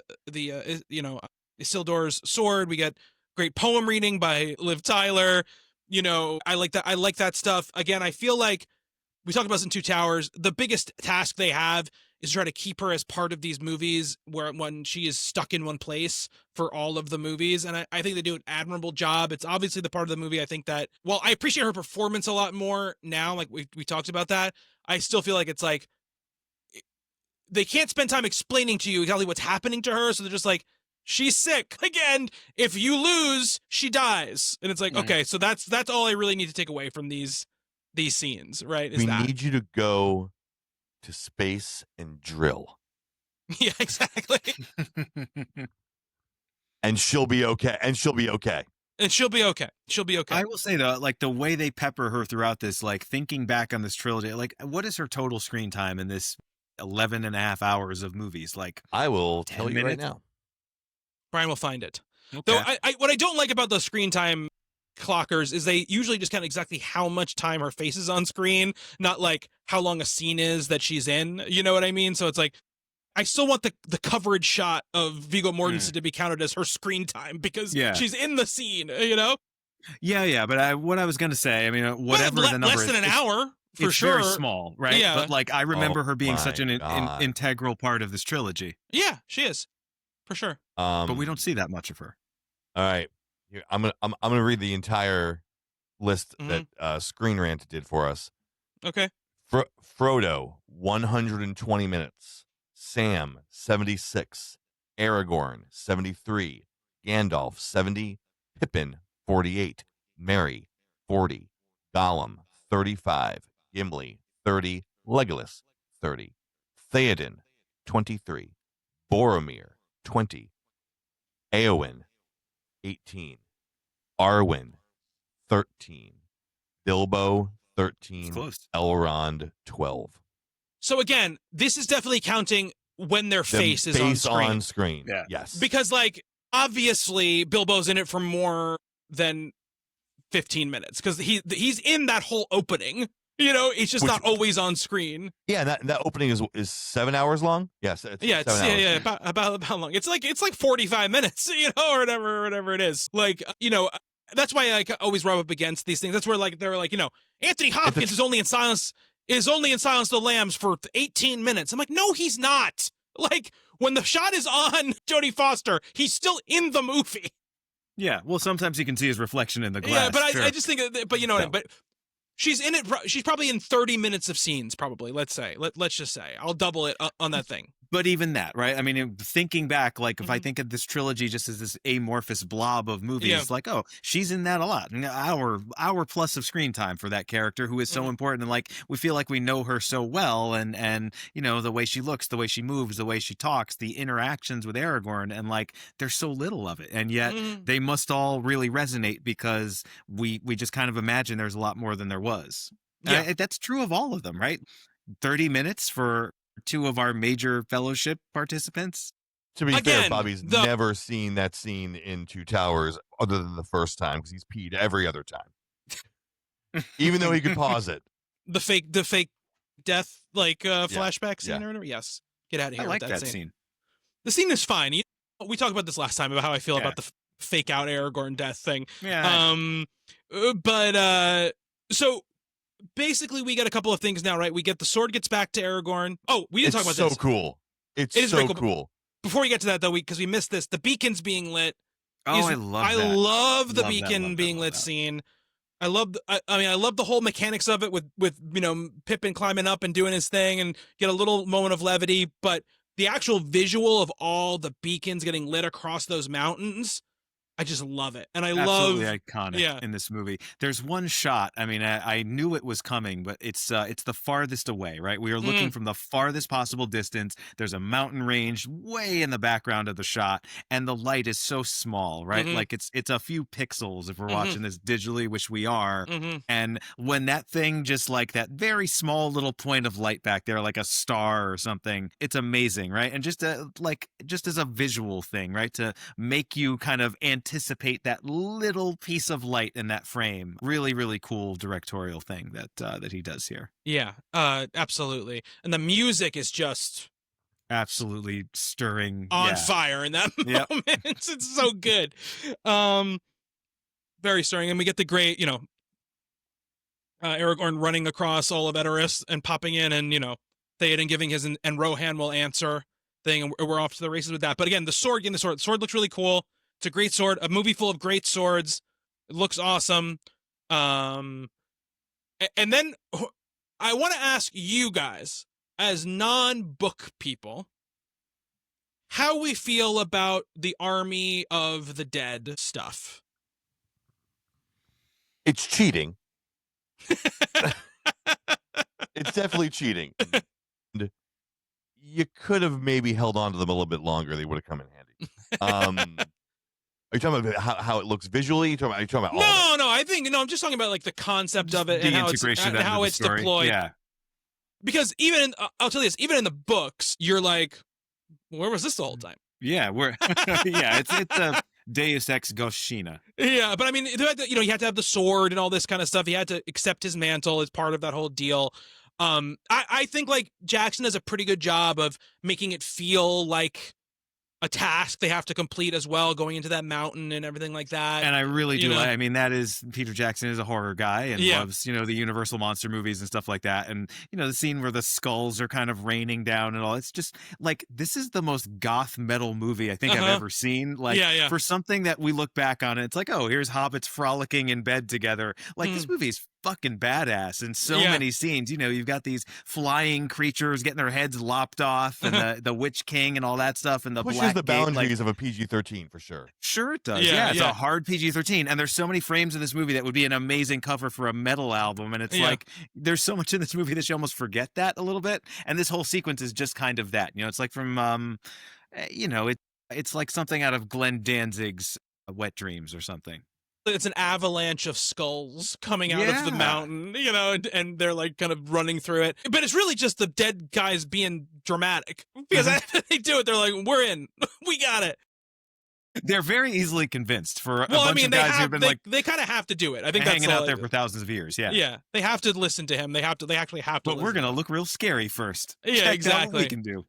I think, if I had my ideal, I think if they had just introduced the concept of this group in the movies earlier, I think it would have just made it feel a little bit. Well, just the idea, the metaphysical idea that there is, you can have ghosts in this world, right? And we've seen ghosts before, right? We've seen them in the Dead Marshes. We've seen versions of them, but not ghosts that are like this proactive, I guess, that can literally jump out of a ship and then just kill a bunch of dudes. And I love, just the image of the ships coming down the river, the Corsairs, and then the reveal when it's actually them, it's Aragorn and his buddies on the ship. I think by that point we're just so invested that, I at that point am not thinking about, those guys kind of came out of nowhere.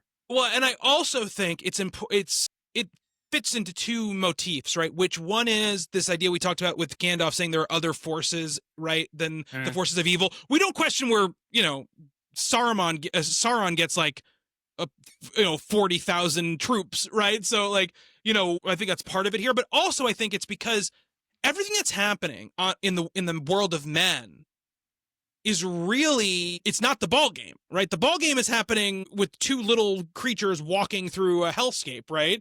Because even if they win all these battles, if Frodo doesn't do what he's going to do, it doesn't matter anyway. Killing people, and the central thing in the story is actually just this small thing, which is the ring. Yeah. Also, I mean, the other motif it kind of pays off is just the idea of ancestry and lineage, and we saw thousands of years of history of this world, right at the beginning of the first movie. So I mean, we can't just leave that all behind, right? Like everyone's always talking about their father and everything, their ancestors, the burial of the ancestors and things. So, it does, I think, fit into the story nicely that way also. It does. I remember I was trying to learn about, understand it was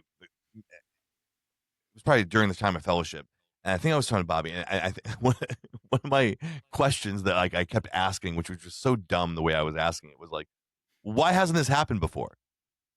Like everything that's going on, these forces have everything's kind of always been there, and I mean the dormancy of it in Bilbo, and I mean, of course there's good reasons why, but it just feels like, well, couldn't this have happened at any time?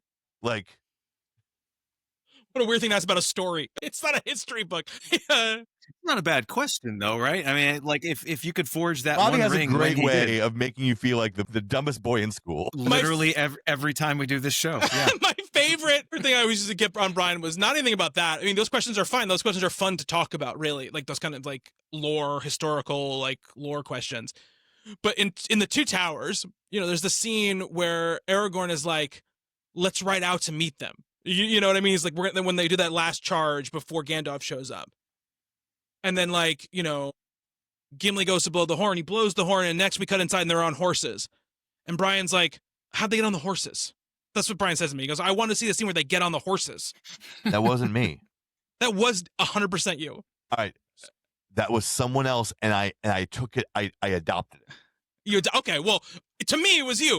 I think it was an Ian thing or a Claudio thing, or it was one of our friends who brought this up, and I was like, oh, good point. Let me be the bastion of. I'll be this question's champion. I will bring it to the source. I will go to Lord of the Rings knower himself, Bobby Shortle, be like, why? Where'd the horses come from, smarty pants? And he'll make me feel like a grade A dum-dum. Yeah, I mean, all the horses they rode there. They're horse people. They raise horses. They're famously the horse and the group. Best. And I again, a person that nobody listens to this knows, but the best line ever was during the Two Towers.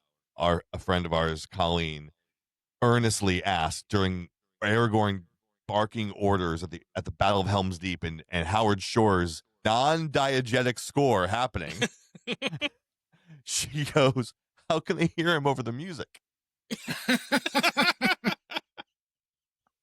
It's a great one. The earnestness of teenagers. Yeah. This was when this reminds me of I had somebody I worked with and she had a friend who I also worked with. I worked at a restaurant and we were like the hosts or whatever, seeing people. And he came in one day, and her friend was like, "I got to tell you this story." I was like, "What?" Because we were in class the other day, and she raised her hand and she asked, "Why is Alaska so cold and Hawaii so hot if they're right next to each other on the map?" So, No, I gotta write that down. God, that's which I heard that story 25 years ago and have never forgotten it a single day in my life. So anyway, I could see that being a deleted scene in Clueless. yeah, absolutely. After this, we're basically halfway through the movie at this point, right? Frodo has sent Sam away. The Faramir is basically dead, right? He's been brought back. Aragorn's gone to find the army of the dead. The Rohirrim is marching on, trying to get to Minas Tirith in time to be of some use in the battle. I love this one scene though with a Merry, where basically they're telling him he can't fight, and he says like, "I just want to." There's no horse for him, right? Isn't that There's no horse for him. Yeah. And he goes like, "I just want to help my friends," and like, it like got me so hard this time, and I don't know why, but it was just this idea of like, all he cares about is like, he just wants to be of some use. He wants to do some good, and I guess it's because of the world we live in. I'm like, this is like really hitting me right now. Well, I love the whole where Éowyn kind of picks him up on the horse, and she's so much bigger than him. She's like hugging him the whole time, and it's a little, he's his manliness, right? Like his manliest moment in his life. I'm going to ride into this battle, but I've got this lady who's way stronger and way cooler than me, just kind of holding me, embracing me the whole time. But one of the things I love about Tolkien, right, is that he does not subscribe to, I think, what you would call like generally accepted forms of toughness, right? That's not what he really is about, right? He is someone who's actually seen what it's really like to get into a battle where your life is on the line and your friends are dying. And I think he knows that brand of toughness that people accept as tough goes away in a moment, right? And so he's much more invested in like, no pun intended, fellowship and friendship and trying to do your best with what you have, right? And not, and not looking at something and going, I already know what your use is just by looking at you, or because of how you were born or where you were born, and I think obviously he's writing these books in the or whatever, and I think he's very ahead of his time in a lot of ways with some of this stuff, Éowyn is a wonderful character too. Yes. And I love the stuff that she does in this movie. I love that moment, the way she is in the battle scenes where she just like, it's not like she's not one of those like trademark, capital S, capital F, strong female characters. No. But she is stronger than all of those, she's like more of a badass than any of those like sort of girl boss, that like, let's make sure we make her, the old Mary Sue sort of idea. I don't feel like she is that, like it feels organic here. It feels like, this character has been through a lot. That's why she is the way she is. The romance that's you think might happen between her and Aragorn doesn't happen, but like she keeps going on and like, that's not that important here. And she is like so dedicated to the cause. I really like everything she does. And I really like the performance also because it's like not bashing you over the head with the idea that she's a woman, right? Like you kind of forget it after a while. She's just one of the participants in this thing that like everybody, it's all hands on deck, whoever you are. I mean, Hobbit or woman or whatever. My favorite scene is when Éowyn, Arwen, Galadriel, and Rosie Cotton they're all on the battlefield together, and they have the opportunity to kick some butt, girl power. Yeah, she's like, "Oh, how are you gonna do this alone?" And then Rosie Cotton's like, "Don't worry, she'll have help." She comes dancing in. It's a little end game. I will say this. I just want to say this, and I know, Nick, this is not what you were saying, so don't take this as me going after you on that. Mary Sue is a fake trope made up by misogynists to go to tear down female characters that have any sort of. I know that. Nick, what did I just say? I said this is not about you. I'm talking to people who might be listening, who hear that and go like, I just want to say that. It's just I just think like. Are you defending me a little bit in some small way? I was doing neither defending or persecuting you. Well, fuck you. You should have defended me. I don't know who am I defending you against, myself? Brian's gone. Brian left. He's like, I can't take this conversation anymore. Where did he go? What happened?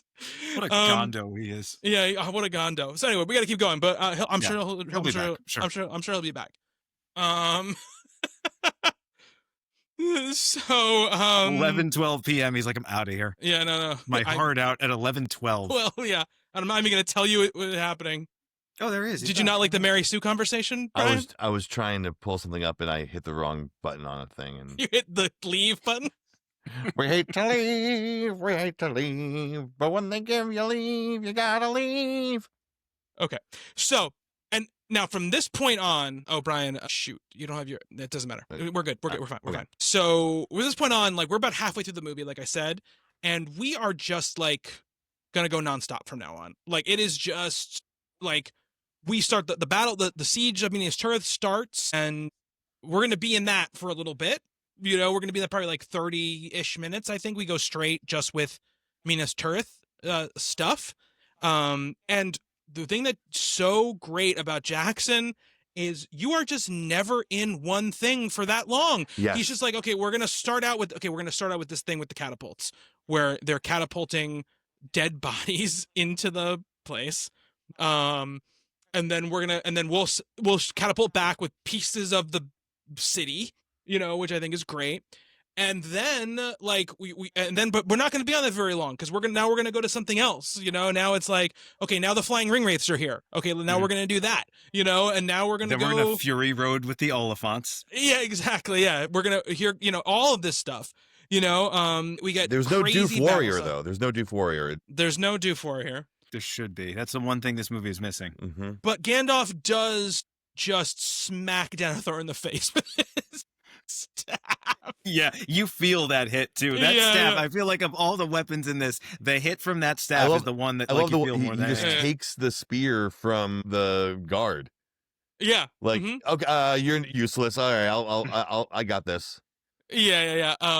It's very much when he hits Denethor in the face, it very much feels like in 2025's The Final Reckoning when Tom Cruise is beating that guy's head in going like, you spend too much time on the internet. Like, that's what I feel like. It's like the same energy. But you know, and I love that the battle is always like going back and forth, right? Where something good will happen for our guys and something bad will happen, and it goes back and forth.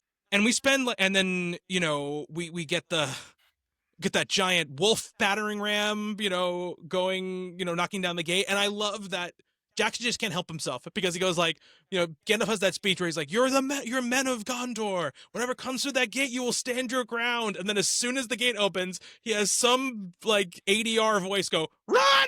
Yes. Just can't Peter help Jackson himself. really loves a battering ram knocking a big armored door down. We see that a lot in this trilogy, and like, I'm there for it. I never mind it. It's always like, it's just one of those scenes that just kind of works. You know what I mean? It's very exciting. The suspense builds, you know, you get one hit and then another hit. And then finally a piece splinters off. You know, it's like the way that sort of builds and increases in intensity. You know, it's obvious, but I think it always works really, really well. Scaling walls, trebuchets, all of that stuff. I mean, like I said, it is the great medieval battle movie of all time. And we've seen many attempts to do this that are just, you know, like... I like Ridley Scott's Robin Hood. It has kind of one of these scenes in it. It's not 100th of what we get just in this one scene in this movie. And these orcs are horny for that battering ram too. It has a name. Yes. They're saying Gron, Gron, Gron over and over and over again. I love that. Is there a more phallic symbol in movies than a battering ram?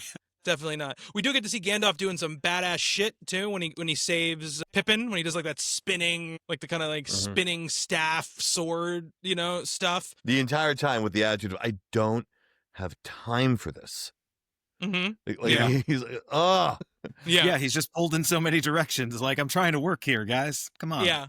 And one of the things I love is that by the end of the battle, he looks worn out and tired and old.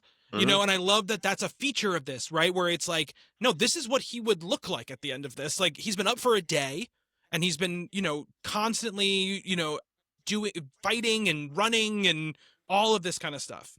And it's great because and I think it's such smart editing.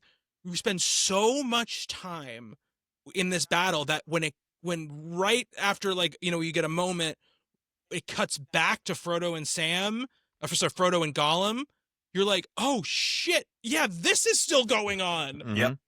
You know, Happens all the time.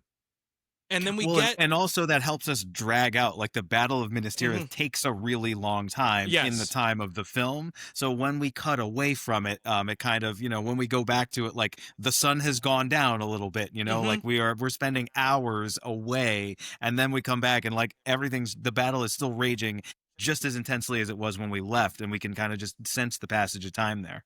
Yeah, and then we get the Shelob scene, which I love. Turns into an amazing little monster movie. No, thank you. You're not a spider, right? No, but it's still gross. It is gross, and it still looks great. It does, yeah. The way it moves is incredibly spider-like, and yes, no, thank you on that for sure. Yeah, I hate spiders too, but this is a little trial run for King Kong here. Yeah, we get a little sequence that is, we're basically on Skull Island for a while, and we get a giant creature menacing. Boy, I like this scene a lot. It's good. Like, just as this little self-contained monster movie in the middle of this 4-hour medieval epic fantasy quest movie, it's great. And it is a book reader's favorite, right? This chapter in the book is like one of the favorites, right? Is the Shelob scene. So, and it's in the previous it's in Two book, Towers. right? It's in Two Towers. Yeah.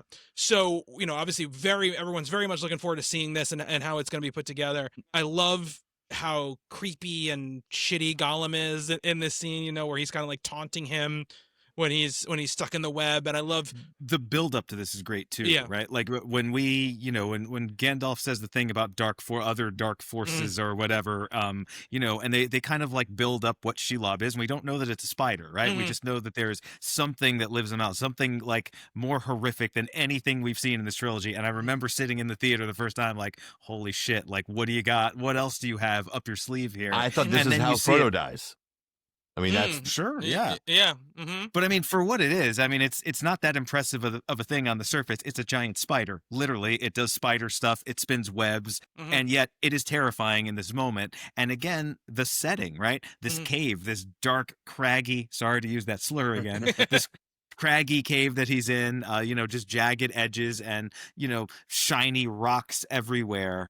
And then you get the webs, you know, he gets trapped in the webs because of course he does. Like, the build up to the scene and then the reveal, like, I kind of felt like whatever this is, it's not going to live up to the anticipation that I have for it, but it actually does. You know, Peter Jackson's very good with the giant monster stuff, as we'll see in his next movie. And you think things like, all right, just use the ring. Just use the ring. But there's always a reason why it's not going to work. Like, you know, and I mean, I love that this is Gollum's. This should be his, you know, crowning achievement. This is how I get it, right? Nope. Yeah. Nope. Not at all. And I think, you know, I love that. But it's not just a straight up monster chase scene, right? He paces and crafts the scene to be something that really like has an arc to it, right? Like the slow build up to the reveal. You know, the reminder of this item that he has that's like sort of like, you know, a helper item that he has, you know, the way it gets caught in the web, and then that little interlude with Gollum, right, where he's basically like, I have to destroy it, like, you know, for both of us. And then we, you know, kind of pushing Gollum off the board, possibly, we think, in this moment, if you don't know what's going to happen at the end. And the tease of like, oh, he's going to get out, you know, he's about to get out, you know, and then he doesn't. And again, the way it climbs out of the little hole and is like on, like, creeping above him is really disturbing. And then of course we get like the ultimate, like, I don't know, for me it's one of the ultimate movie like whoop moments when Sam comes back, right? And he has that sword, you know, and he says, unhand him, you filth, you know, you won't touch him again. And then he just fights this giant spider, you know, and no like trickery, no like, I'm going to do something, you know, just, nope, you're hurting my friend and I'm going to. It's just sheer will and dedication. Yeah. Yeah. Which his little sword. I mean, it's a cool sword, but it's small. It's little. He's a small guy, a small hobbit. And, you know, the scale of Shelob also, and just the way you can hear it in the sound design and everything else. Like, it's, the immensity of it is definitely there. It's impressive. Yeah. And I also love that, like, we've seen, right, and we see this in all the hobbits in this especially, is like, we've seen them go from being, they just live in this little palatial, beautiful place to they've seen more in their little lives in the last year than most people will ever see. And they throw themselves into it, like just Yeah. readily, all of them in this movie. It's like, you know what, I'm probably going to die here, but I'm going to just give it my all anyway. And that's what gets them through. I once went paddleboarding and we stopped at a little island with to grab lunch. And I didn't have my shoes. And I almost turned around because I couldn't deal with walking through a little bit of brush and a little bit of sticks to enjoy a lunch on an island that I was paddleboarding to and fro. And I look at these hobbits and their bare feet and I wince and I hurt. I hurt for them. I hurt for me. And and I mean, the Sam line, like the "don't go where I can't follow" thing, kills me every time. Every single time it kills me. And also the realization that he's not dead, obviously, and all of this. And like, I love that we leave off at that moment and then we're back into the battle. And this is when the burning happens. Denethor, runs off the side of the building. It transitions back into the battle, and we get the Rohirrim, showing up. And like, Bernard Hill in this speech is so good. He's so good at giving this speech that it rivals to me the ending speech that Aragorn gives, to the troops at the end. And I just love the way they do the horses and the way they shoot this stuff is just unbelievable. Like, this just mass of horses charging, and even this has like beats and things going on, right? You've got really importantly, you've got Éomer, who you've got Theoden, who you've got Éowyn and Merry, who and they all have their things to do. They're all their places that they're going and they're doing. And I love that, the fact that we get this rise of like, okay, they're going to win. Like they did this. And then that like, nope, now that we have the charge of the elephants that are coming, and I love that they get this moment of like just performance stuff, this great moment of like, oh my God, what are we going to do?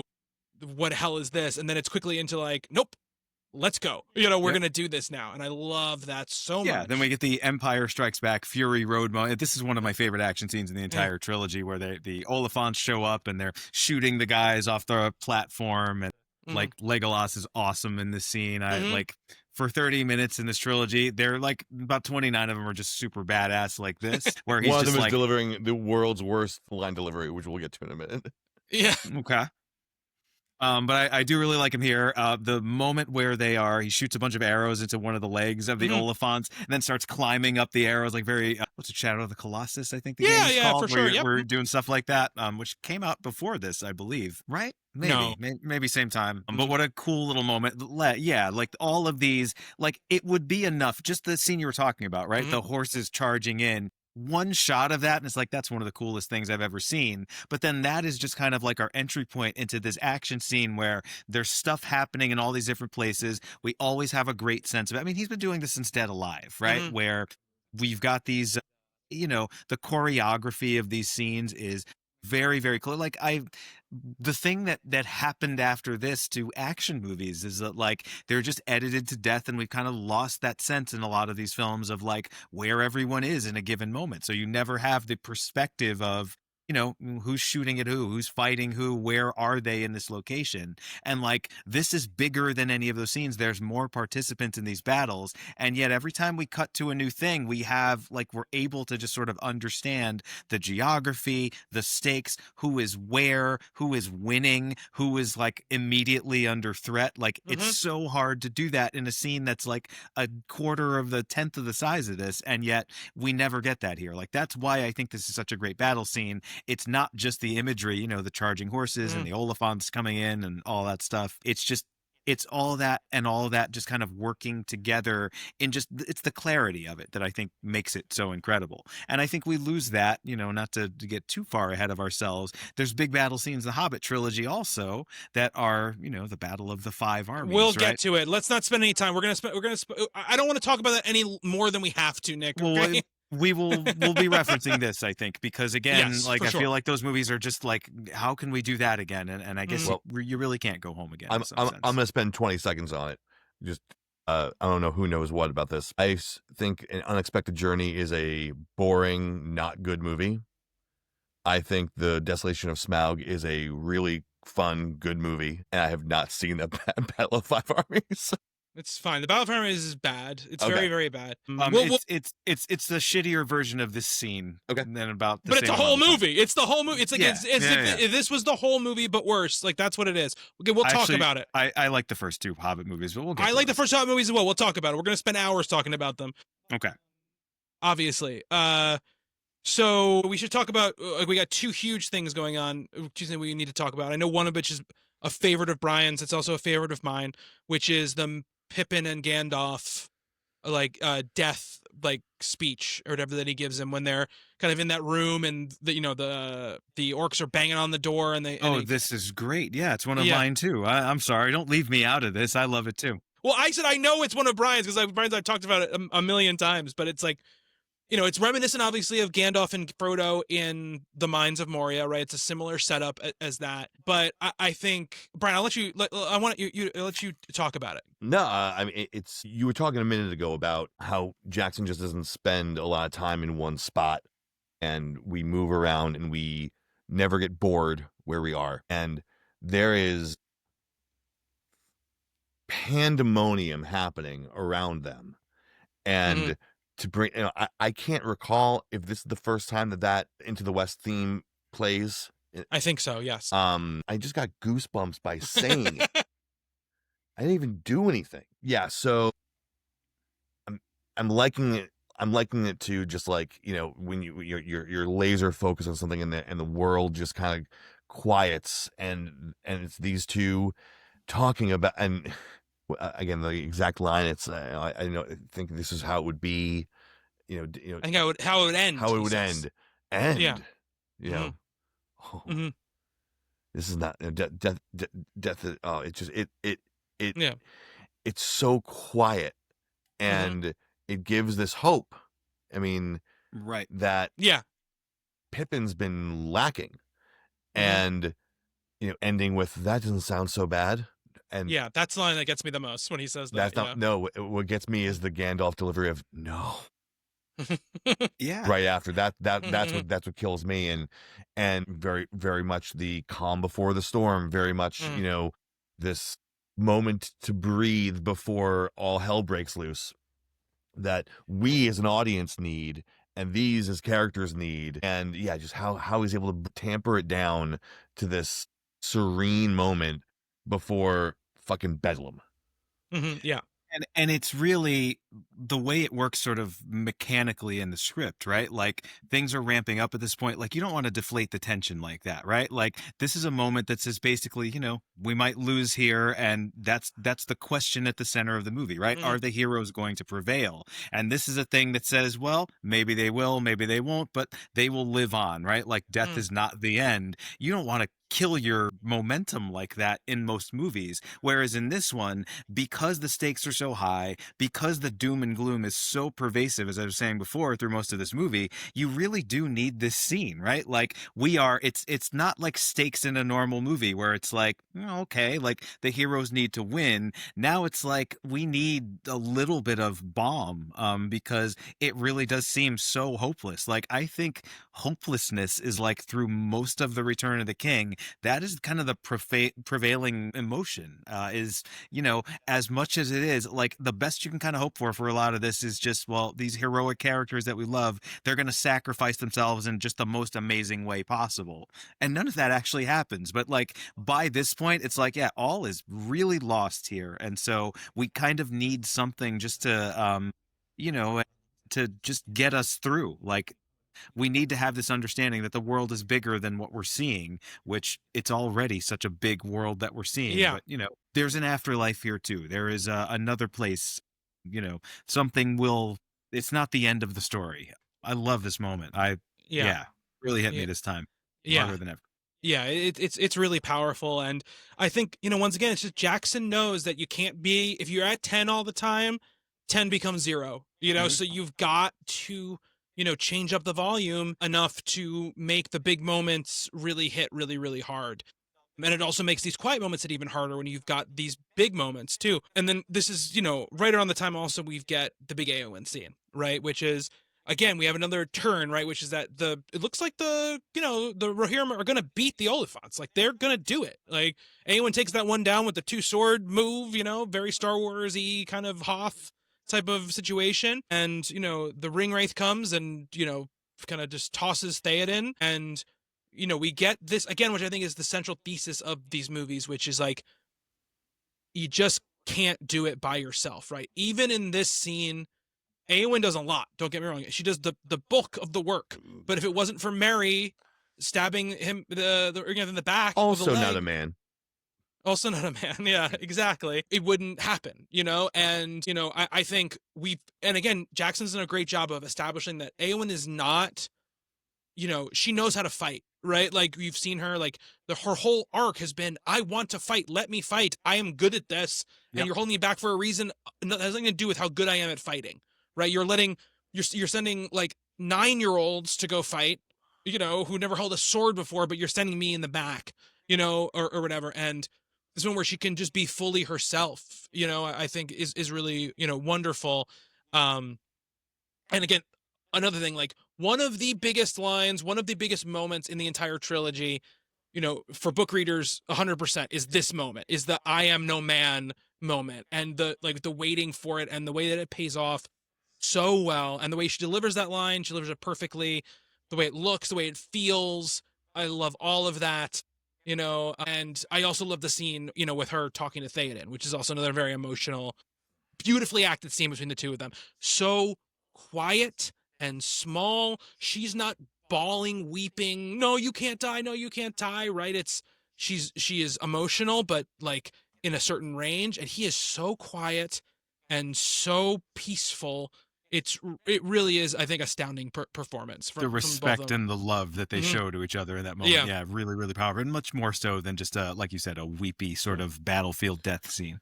Yeah, absolutely. Guys, I don't have much more in me here. I know that we got a lot of movie left to talk about, but I've got a... we don't have that much. We talked about a lot of the stuff, actually, that's coming, actually. But we have 1 or 2 really big scenes left to talk about. Yeah, for sure. Yeah. We're holding you to it. It sounds like we're holding you to it. It's your burden to bear, Brian. Yeah. I mean, can you... this fellowship can't be broken yet. Can you carry me? I can carry you. I can carry you through this. So, after this battle scene's over, right? The Army of the Dead overrun everything. That's done. And once again, you've been here so long that when it cuts back to Mordor, you're like, fucking right. Frodo got captured. and somehow hair looks fine now. Yeah, hair's great now. Back to that great wig. Do you wear wigs? I watched it right after. Oh, you did? Have you you've seen that clip, right, Nick? Nick, do you know about that? Okay. The meme. So. It's this interview. Yeah, you want to tell very quickly. Yeah. And I thought it was for Fellowship. It was actually promoting Return of the King. It's on the DVD. Wood is being interviewed by Monahan via satellite. Monahan can see Wood, but Wood can't see Monahan. And Monahan's doing a ridiculous German accent as an interviewer. So Wood's like, what is going on? Like, he's just laughing at like these absurd questions. I won't ruin any of it for you. I will send you the link. Yeah, watch it. It's very funny. It's 9 minutes. Yeah, but the one moment is the one that really went viral, is the one question. Yeah. The do you wear wigs question. And it's so funny because there was an interview recently where they were talking about that going viral, and Elijah Wood goes, I don't know why I was so like put off or adamant. He's like, I wore a lot of wigs in the Lord of the Rings movies. But anyway, so we get another, orcs fighting each other scene. We get another brave Sam moment. We get a very important moment where Sam has the ring and has this little temptation moment to show you that, like, just how powerful, this thing is, and also how much of a sacrifice, Frodo is really making, where he does not want to see his friend tainted by this thing at all, right? Because it would be very easy for him to just let Sam carry it the rest of the way, and he doesn't. So, like that a lot. I mean, we have, there's a lot more. This is another thing the extended edition does a lot more of. The scene is longer in the extended edition, where the fight, the sort of like marching through Mordor stuff dressed as orcs, is a lot longer in the extended edition. Like that whole scene where there's like that person sniffer that like is trying to root them out, Nick, in the extended edition, where he's like looking for them and they start a fight, everything like that. That's none of that is in the theatrical version of the movie. This part is very condensed. They're basically at this point, they're like, let's just get to the ending, basically, of which the I movie. do understand. I mean, Yeah, if sure. there's like one set of scenes here that I think maybe we could lose out of the extended edition and not lose a whole lot, like just because we know what's coming, like we know they got to get there at some point, and we kind of understand that they are going to make it and how they're going to make it. It's not like a terrible plan. We've already kind of seen them disguise them. We've seen that in Star Wars and so many other movies before. Yeah. Again, this is all by this point in the Lord of the Rings movie releasing. This is total. This is for the book people shit. Like, this is like him being like, we shot this stuff, I'm putting it in because they're going to know that I shot this stuff. People want to, the nerds like me want to see the scene where they march with the orcs and all this other shit. Yeah, right? but structurally it's like... No, you understand why they cut it out of a movie. Very, very clunky. A theatrical version of a movie. It's probably an easy cut for them, right? At the beginning of this conversation, I said, nothing feels like it kind of fizzles and nothing is really extraneous. This is pretty extraneous, I would say. Yeah. Brian, we got to talk about your favorite moment, which is in the throne room of Gondor after the big battle. They're trying to figure out what they're going to do. Aragorn has a great idea. He spells out exactly what they're going to do, which is we're going to draw out the orcs and draw out Sauron's attention so that Sam and Frodo can sneak past and dump the ring into Mount Doom. He says this explicitly, and then Legolas says... a diversion. He basically gives the Cliff Notes version of what he said. I don't think it's... He defines what it... We all already knew. I don't blame Orlando. I don't think the Orlando Bloom line reading is bad. It's just like one of the most pointless, useless lines. A diversion. A diversion. Okay, we didn't need Legolas to have a line here. Like, that's all I feel like in that moment. But I love this concept, right? And it's such an important thing to hammer home again, which is like, what do you do after this giant, the biggest battle probably in movie history? What do you do? But the whole point is hammered home, like, this is just, we're just buying time. We're just buying time. We're going into a situation where we know we're going to lose. If Frodo doesn't destroy that ring now, if he does, we might lose. But it's worth it because he'll have destroyed, the ring, basically. It's a last stand after they already made a last stand just a couple minutes earlier in the film, Yeah. And we get to see Viggo in his full, like, kingly armor and getup. He looks great. We get a great speech from him. Is not this day. It's probably the fastest they move people in the trilogy. Yeah, it's not. But to be fair, it's not that far. Gondor and Mordor are pretty close. Yeah, they're pretty close. They're right next to each other, basically. But it's exactly. like we need to buy these guys time. I know what we should do.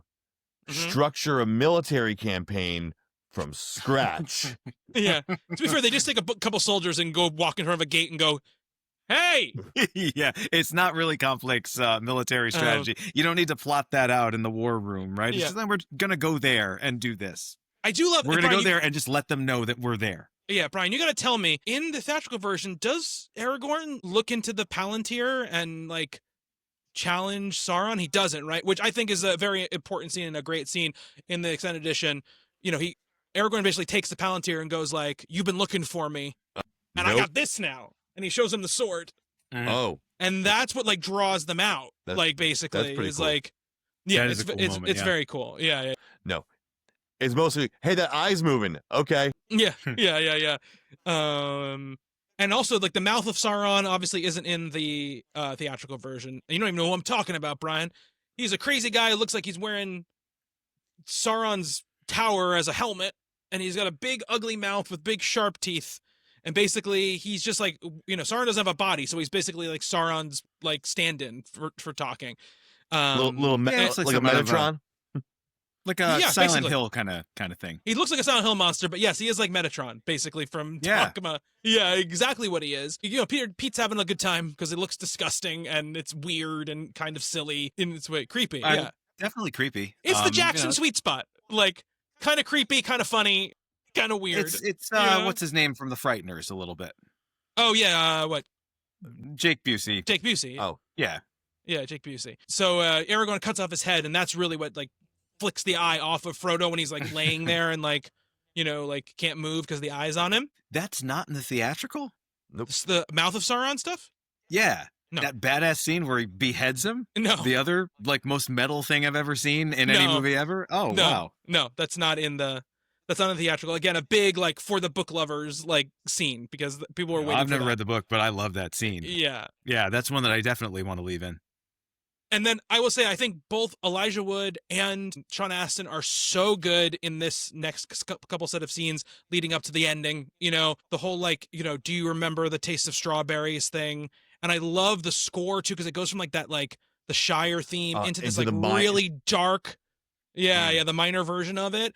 And then like it builds into the, you know, the like into the West sort of like feel like, you know, triumph like theme, and when Sam picks him up, this is, I cry every single time. I can watch this scene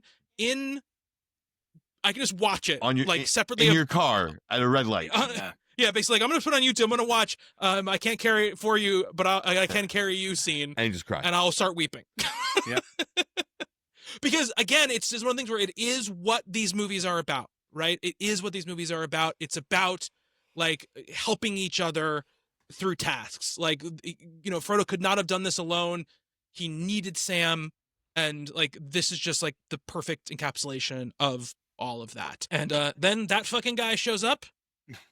Gollum shows up, and He's a real yeah. dick. he's a real dick about it, you know? He says, clever hobbits to climb so high. What a shitty thing to say to them.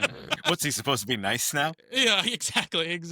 You know, I guess, I mean, What a great, again, I was gonna ask, like, how you felt about it, Nick? Like, when you were... I love it. Yeah. I mean, I've loved it every time I've seen it. I love Mount Doom. I love the fact that we've been seeing it. You know, we've been talking about it for 3 movies now, and it was another one of those things where, like, when we get there, when we're like right in the middle of it, this better be impressive, and it was. You know, Yeah. like, this is a movie. How do you not be disappointed by this with everything that's been set up? And yet no time have I seen it, have I ever been like, oh man, this could have been better, or this didn't live up to the hype or anything. Like, everything is kind of exactly the way it should be. You know, this river of lava, like, it really does. We are in the lowest circle of hell here, and it needs to look like that. It needs to feel like that. And it is just so beautifully put together. I mean, you feel the heat from that lava. You just feel the height of the precipice that they're on. And, you know, it's an Indiana Jones scene, right? It's straight out of like an adventure serial, and yet it's also so much darker and scarier and more imposing and impressive than that. And it's a beautifully done scene, and it had to be, right? Like, if they fucked this up, then everything leading up to this, like, you know, probably would have lost a lot. But they didn't. Yeah, he walks exactly into what Mount needs to Doom, be. and it's Ben Kingsley being like, "I'm not actually the bad guy." Hello, chap. There's that moment too where, like, they get to the mountain and you're like, all right, they have to still climb a mountain. Yeah, not just any mountain, Mount Doom. Yeah, it's called That was Mount Doom, guys. The craggiest of them all. It's true. And like, I guess, like, it's weird, right? Because again, I'm watching this knowing what's going to happen, right? It's like I'm waiting for moments to happen. And so, you know, that moment in the book where he says, "The ring is mine," and he puts it on. Like, when I read the book for the first time, I literally was like reading the book, and then I closed it and put it down. Like, it was like, okay, like, what the hell is going to happen now? You know, like, psych yourself up for the rest of it. Yeah, and again, it's another thing too. Or erase it. Like, I didn't see that. Yeah, exactly. No, Frodo, what are you doing? No, Frodo. But, you know, the things where somebody will say, like, oh, it's kind of like deflating. Like, he doesn't do it. Like, he doesn't drop the ring in himself. Like, it happens because, you know, Gollum bites his finger off, and then they fight, and then Gollum falls off, you know, and... Is that exactly how it is in the book? Exactly how it is in the book. Yeah. But I think even it's criticism of the book a little bit too, right? But I think, like, once again, it's this, Tolkien does not have this, he does not put stock in, you took it to this place, you have to be strong and drop it in, you know, like, and be like, no, I renounce this thing and drop it in, right? He doesn't have that as part of it. He understands that sometimes things are just too big for someone. This little creature has done more than any person could possibly do, and he got it this far. You know, like, just because he doesn't physically drop it in himself doesn't mean it's any less. He got it here, right? And that would not have happened if he hadn't gotten it here, and it wouldn't have happened also if he hadn't had helped Gollum, if he hadn't have befriended Gollum, if he hadn't have let Gollum live, if he hadn't let Gollum guide them to what happened, you know? And I think that sort of confluence of events is what I think makes it satisfying as an ending to the story of the ring, basically. Yeah. And again, One of many. I really endings. was One of many endings. Yeah. The first time I saw this, I'm like, he's going to just hold it and jump in, right? Like, Mhm. that's where the story has to go. You know, or him and Gollum are going to fight for it, and he's going to grab him, you know, that Mhm. thing that we've seen in movies Mhm, yeah. before. You know, it's like the Terminator 2 ending or something like that. It would be a lot like the Terminator 2 ending. Yeah. And the fact that it's not that, I think it works here. It's fine. I also love the shots of the ring in the lava where you see it kind of just floating on the surface for a while. And I was like, wait a minute, did this plan like not even work? There's like No, this no, no, little moment of it's the- suspense, like, is that going to sink? And then it does. But for No, a this is while Mount there, he Doom kind of draws it East. out a little. You were supposed. No. Yeah.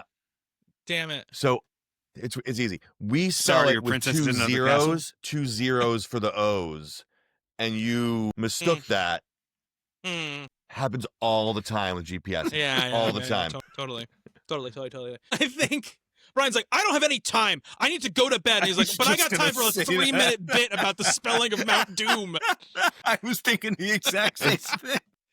Almost like it's my lifeblood.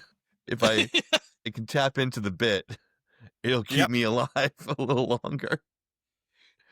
And I have always loved in the book and the movie the fact that Gollum gets it on by biting his finger off. I just think it's like, of course that's what you would do. You know, it's not like it's the Infinity Gauntlet. His invisible finger off.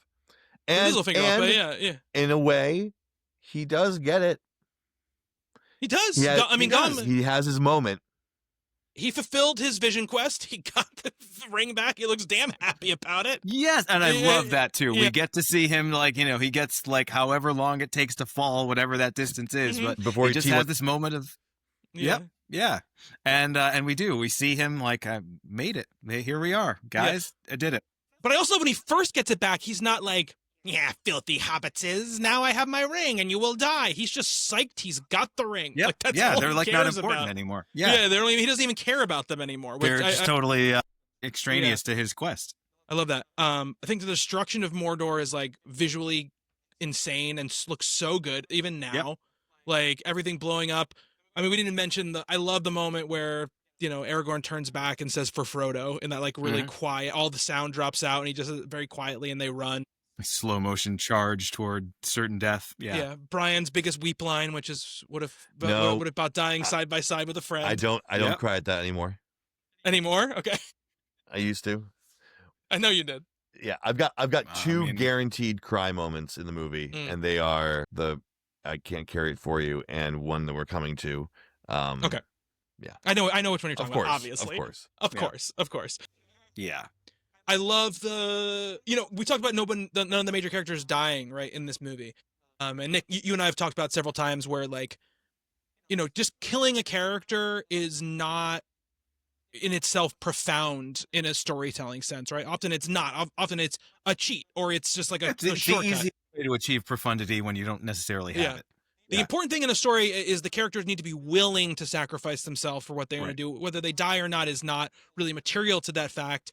And there are consequences that are bigger than death, right? Like death is the end of the story, whereas Frodo, you know, doesn't get that, right? As we were talking about, you know, Tolkien, like the people who die in war don't have to live with the memory of having gone to war and killed and seen their friends killed and things like that. And Frodo is traumatized by this and can never be the same again. You know, he goes there and back again. I love that. I love that phrase so much. But like, he's never going to be the same and never can be the same. And like, that to me is very profound, more so than like, I sacrificed myself. I did the right thing. I died. I saved the world. End of story. Yeah, 100%. And like I love that, you know, moment, you know, where, you know, performance by Elijah Wood when he's like, you know, the ring is gone, it's done, you know, that relief, and the fact that he says he can see the Shire again, you know, and I love, you know, Sam talking about Rosie Cotton and how like that's his regret.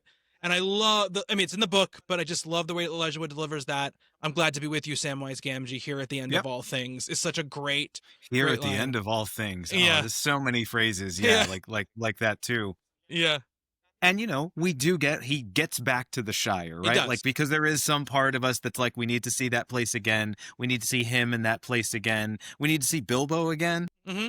Yeah, which we And, do. and we get all of that. Like, it really, it takes us to this very, very deep sort of place where, we have to consider what he's been through and the fact that he'll never be the same. But we also get the joy of this redemptive, happy ending. We get so many of them. Yeah. Then leading to something that's even more devastating, which we will get to in just a second. Yeah, and I think, I love that they really spent a little bit of time being like, the Shire is the same, right, as when they left it, but they are not the same. None of them are the same. Even Frodo's obviously the most changed, but, like, none of them are the same. That moment. Merry and Pippin have killed a lot of people at this point. They have. They've tasted blood, yeah. Kind of their moment in, like, the Green Dragon or whatever, when they, they do that little cheers, but they look, kind of sad about it. We, of course, have, Brian, I think the scene you were talking about, the crowning of the king. Arwen shows up, but masks herself for a minute. Like, I gotta be behind this thing. Surprise! Oh, yeah. But then we get the scene with the hobbits. They bow to the new king, and Aragorn says, "What, Brian?" No, my friends. No, my friends. You bow to no one.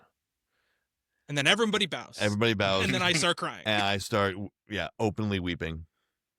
Yeah, absolutely. Great scene. Again, this is why when people go like, there's so many endings, but all of them are good. Yes. And all of them give you something. They give you an important thing. Yeah, exactly. It's not just a repeated, like, here's a happy thing, here's another happy thing. No, it's a payoff of something that's been set up for hours and hours at this point. Yeah. And maybe this is not true, but I'm glad to be with you at the end of all things. On the Rock, fade out. Like, if it said the end, you would feel a little bit like, wow, there's other things I would have liked to have seen there. But yeah, you could call that an ending. You could, yes, you could. And then they go get convalescing, and and everyone's together, and it's a little bit like the real version of the end of Happy Gilmore with Abe Lincoln, and like it's that scene, right? And that could fade out, and that could be the end. Yeah. And the king is crowned. You bow to no one. The end. It could they could all be that, but you'd be feeling like, I wish I had a little bit. I want to know a little bit more about how this ends. And that's what it is. It's extending, like, it's a coda. It's really just what it is. And also, I think the thing I always I say to people who aren't necessarily like, I don't like this, but are kind of like, why does it have to take so long to just be over? Because he's not really ending one movie. He's ending 3 movies, right? Exactly. That's really would what be it overkill in one 2.5 hour movie, but like we're bringing this whole thing to a conclusion, and there's a lot of as I said, we've been setting this up for so long, like longer than anything has ever done something like this before. So it's like, we want to spend a little more time with these characters. It never feels like, all right, just be done. I never got that sense out of it. And I think that's what's kind of been built up over time just by shit talkers. And when you actually watch it, like, there was never a moment, like, I wasn't like checking the time, like, how much more of this do we have left? I kind of wanted these scenes to stretch out a little longer, if anything. And I gotta tell you, I don't know if you know what happens in the books, but there is a huge section of the book that's not in the movies, which is the hobbits go back to the Shire, and the Shire has been overrun and taken over by like orcs, like Saruman's orcs, and they have to raise an army of hobbits and fight them off and take the Shire back. It's called the Scouring of the Shire. It's like a big portion of the Return of the King. Obviously, it makes sense why it's not in the movies. Obviously, you can't do it again. You can't do another thing like that, Hey, at the end of this 4-hour movie, let's do another battle scene. Yeah, we'll do another 30-minute scene where they raise an army. But, and then we get to the end, really what the end is, which is, the last ship leaving Middle-earth for the elves, going to, Valinor, which across the sea, where the elves kind of live in the Undying Lands, and mortals can go and live out the rest of their lives with, basically, it kind of takes their trauma away. It lets them live in a peaceful place where... They're like ascending to the astral plane kind of thing. Well, really, it's not. Really, it's just like a world where it's just another country, basically, where they get to be like peaceful until they die, basically. And then really, Yeah. Okay, because that's not. I mean, I read it as like an ascent literally to heaven. No. You kind of become something other than a corporeal being. I mean, I think you're it's- meant to just give like I don't think you're really meant to take any concrete answers away from the movie, which is fine. I like all the interpretations Well, of it. the boat sailing off into the ether is Yeah. that to me. I mean, it's basically going to a place where you can't return from, but they Right. don't like. They're not going to like the afterlife there. That's just like they go there and then eventually they will die, but they'll get to live out the rest of their lives happily. And Sam gets to go as well later on because he was also a ring bearer. Just a little note on there, but in the books. in the books. In the books. Yeah, because we need to talk about the Sam scene that ends this. So, I mean, the big surprise of the scene, right, is that Frodo is also going. Right. And this scene also usually, I'd say if I watch the movie 10 times, 8 times out of 10, this scene will also get me and make me cry. This one got me. Yeah. Look on Sam's face when he realizes Frodo's going, and the hug they give each other is just like, it just warms me up. Like, it makes me sad, but it also like is so heartwarming and wonderful and beautiful. And the look that Elijah Wood gives when he walks onto that boat, that smile that comes on his face, it's like we haven't seen him smile like that in like 2 movies. It's since the beginning of Fellowship, basically, and it's just really wonderful, to see it. Back with Gandalf again. I mean, that's when he smiles in that first movie. That's his happiest moment. Yeah. Yeah. Mm-hmm. Yeah. Really wonderful scene. And then you want to talk about this is the part you want to talk about, or the very, very end, Nick? The very, very end. So yeah. After this, and again, seeing this, this is what I love about all of these movies. You see a great movie as a younger person, you have a certain perspective on life, you have a certain experience, and you bring that, it becomes a different movie, right? The next time you see it. So this last scene with Sam, I always thought was really nice. I always thought it kind of ended things well. It was a nice, fun idea to just bring him back to the Shire and have this little domestic scene. This time, seeing it as someone who has a child and is older and is kind of looking back on a lot of my life now. This scene fucking broke me this time. Before it was like, what a great way to end this movie. And now it's like, oh my God, this is more than I can handle. Yeah. Walks into his house with his wife and his children. And it's like, this is what we return to, like all of this, these hours, these massive battles, this quest, to the ends of the earth and back again. And here we are, this little domestic scene, and there's nothing to it. She just sort of comes out and his kids run out of the house. And like, that is the most beautiful thing. Reminds me a lot of one of my favorite movies is Raising Arizona. Very goofy movie that ends with this lovely scene of just kind of familial togetherness and kind of posits that as like the greatest of all things. And this does kind of the exact same thing in a movie that, was not silly and goofy the whole way through. And it's such a small, lovely, relatable moment. And, I wanted to just like wake up my daughter and hug her. I didn't, because it was about 2 a.m. by the time I get to the end of this movie. It's Daddy like, loves you. Get up, Daddy wants to hug you. Yeah. I wouldn't do it, but certainly the next morning. It just works for me on levels now that I guess I sort of understood before, but never really understood the way I do now. And, that's my sappy ass feelings at the end of this movie, this trilogy. Yeah. I mean, I feel very similar to where you felt this. It definitely affected me more this time than any other time I've watched it, for sure.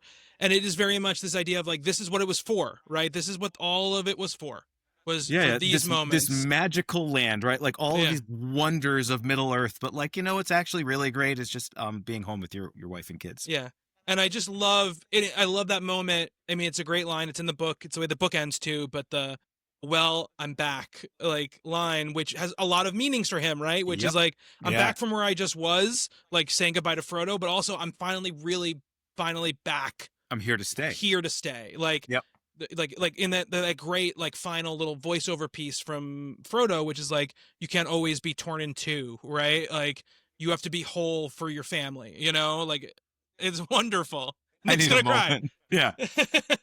But yeah, no, it's it's a great way to end it. Small, little, beautiful, wonderful little moment. And like Brian, to your point before, it could have ended right with Frodo walking on that boat, the boat disappearing, sailing off into the horizon, the sunset. Yeah, it's perfect. On the horizon. But just the music, like yeah, man. Music gets me. That theme gets me every time. Really beautiful and wonderful. And like that we end kind of the way we begin, which is just like a cozy hobbit hole in the ground. Yeah. where a hobbit lives, living a normal life. Like, that's like kind of, We're not in Minas Tirith with the new king. no, Literally, the movie's called The Return of the King. It's about the coronation of this, like, thousands of years we've been waiting for this event to happen. But no, we're not going to focus on that anymore. We're done with that. We've seen that. Yeah. And that's it. That's Return of the King. We did it. Brian, do you know how much money it made off the top of your head? $378 million. Is that off the top of your head, or are you looking at something? That's off the top of my head. I think you're right. Because they were all very close. It's 378 or 381. It's 381. Okay. 381, and it made 1.14 billion worldwide. Yeah, it was the only one to crack $1 billion. Yes. Yep. It opened to $72 million. It's crazy. It's just crazy to me that 20-year-old nonsense. Yeah, I know. What can you see on the? Nope. Nope.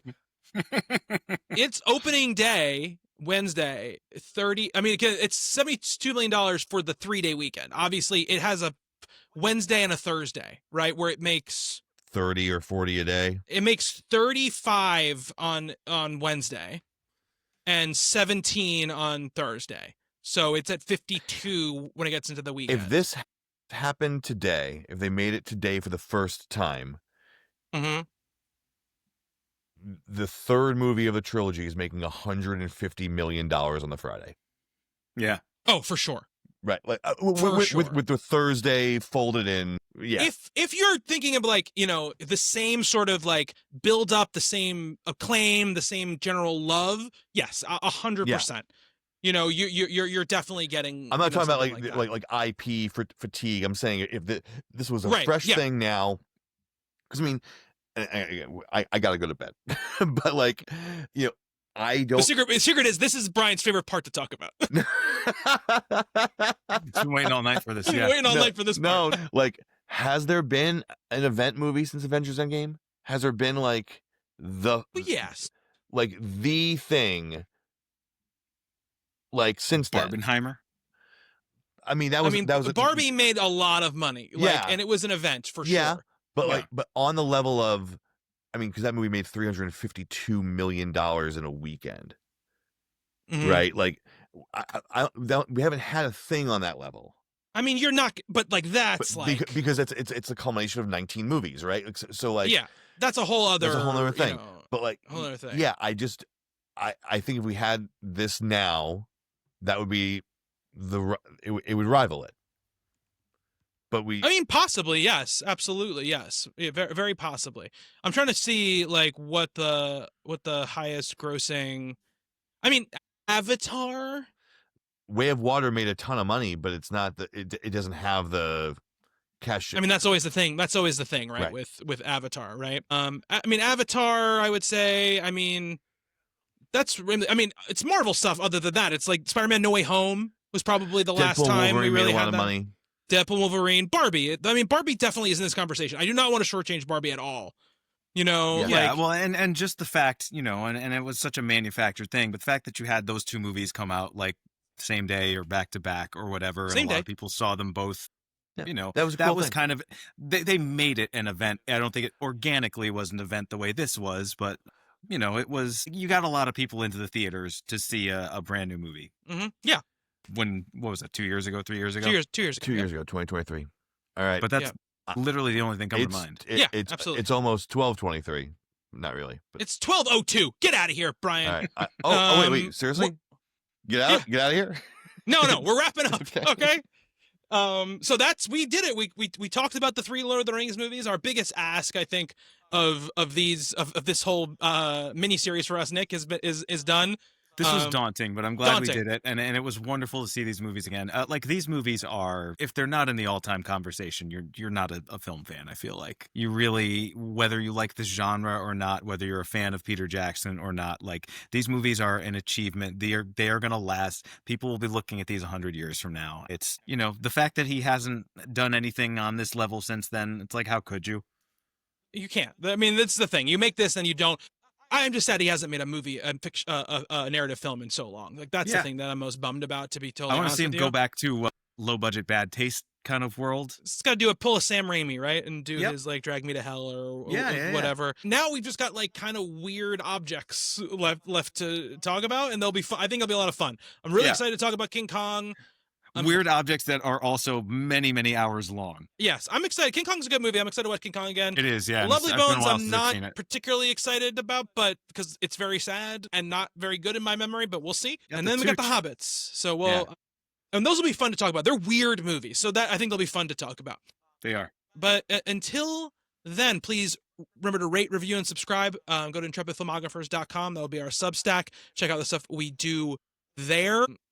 And next time will be King Kong. But until then, thank you, Brian. Thank you. He doesn't know. I say thank you to you. You say thank you to Nick. And Nick will thank me. All right. You ready? Okay. All He's right. never listened to the show before. He never listened to the show once. And he wasn't here for the ending of Gone Baby Gone, so he doesn't know.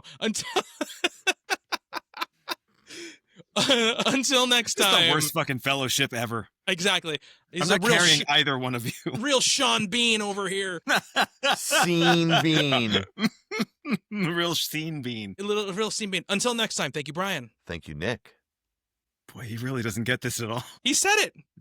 I said He said thank you, Nick. And you say thank you, Bobby. Now who doesn't get it, Nick? You're here every you night. son of a bitch. We're doing it again. Take 4. All right, ready? How Until many next time. endings does the And he's leaving it all in. how many Yeah. endings does this show need? It needs as many as Return of the King. This one's making me cry very similarly to the Return of the King because I also want to go to bed. Until next time, thank you, Brian. Thank you, Nick. Thank you, Bobby. And thank you to everybody who is listening or watching. Until next time, be good to one another. Later.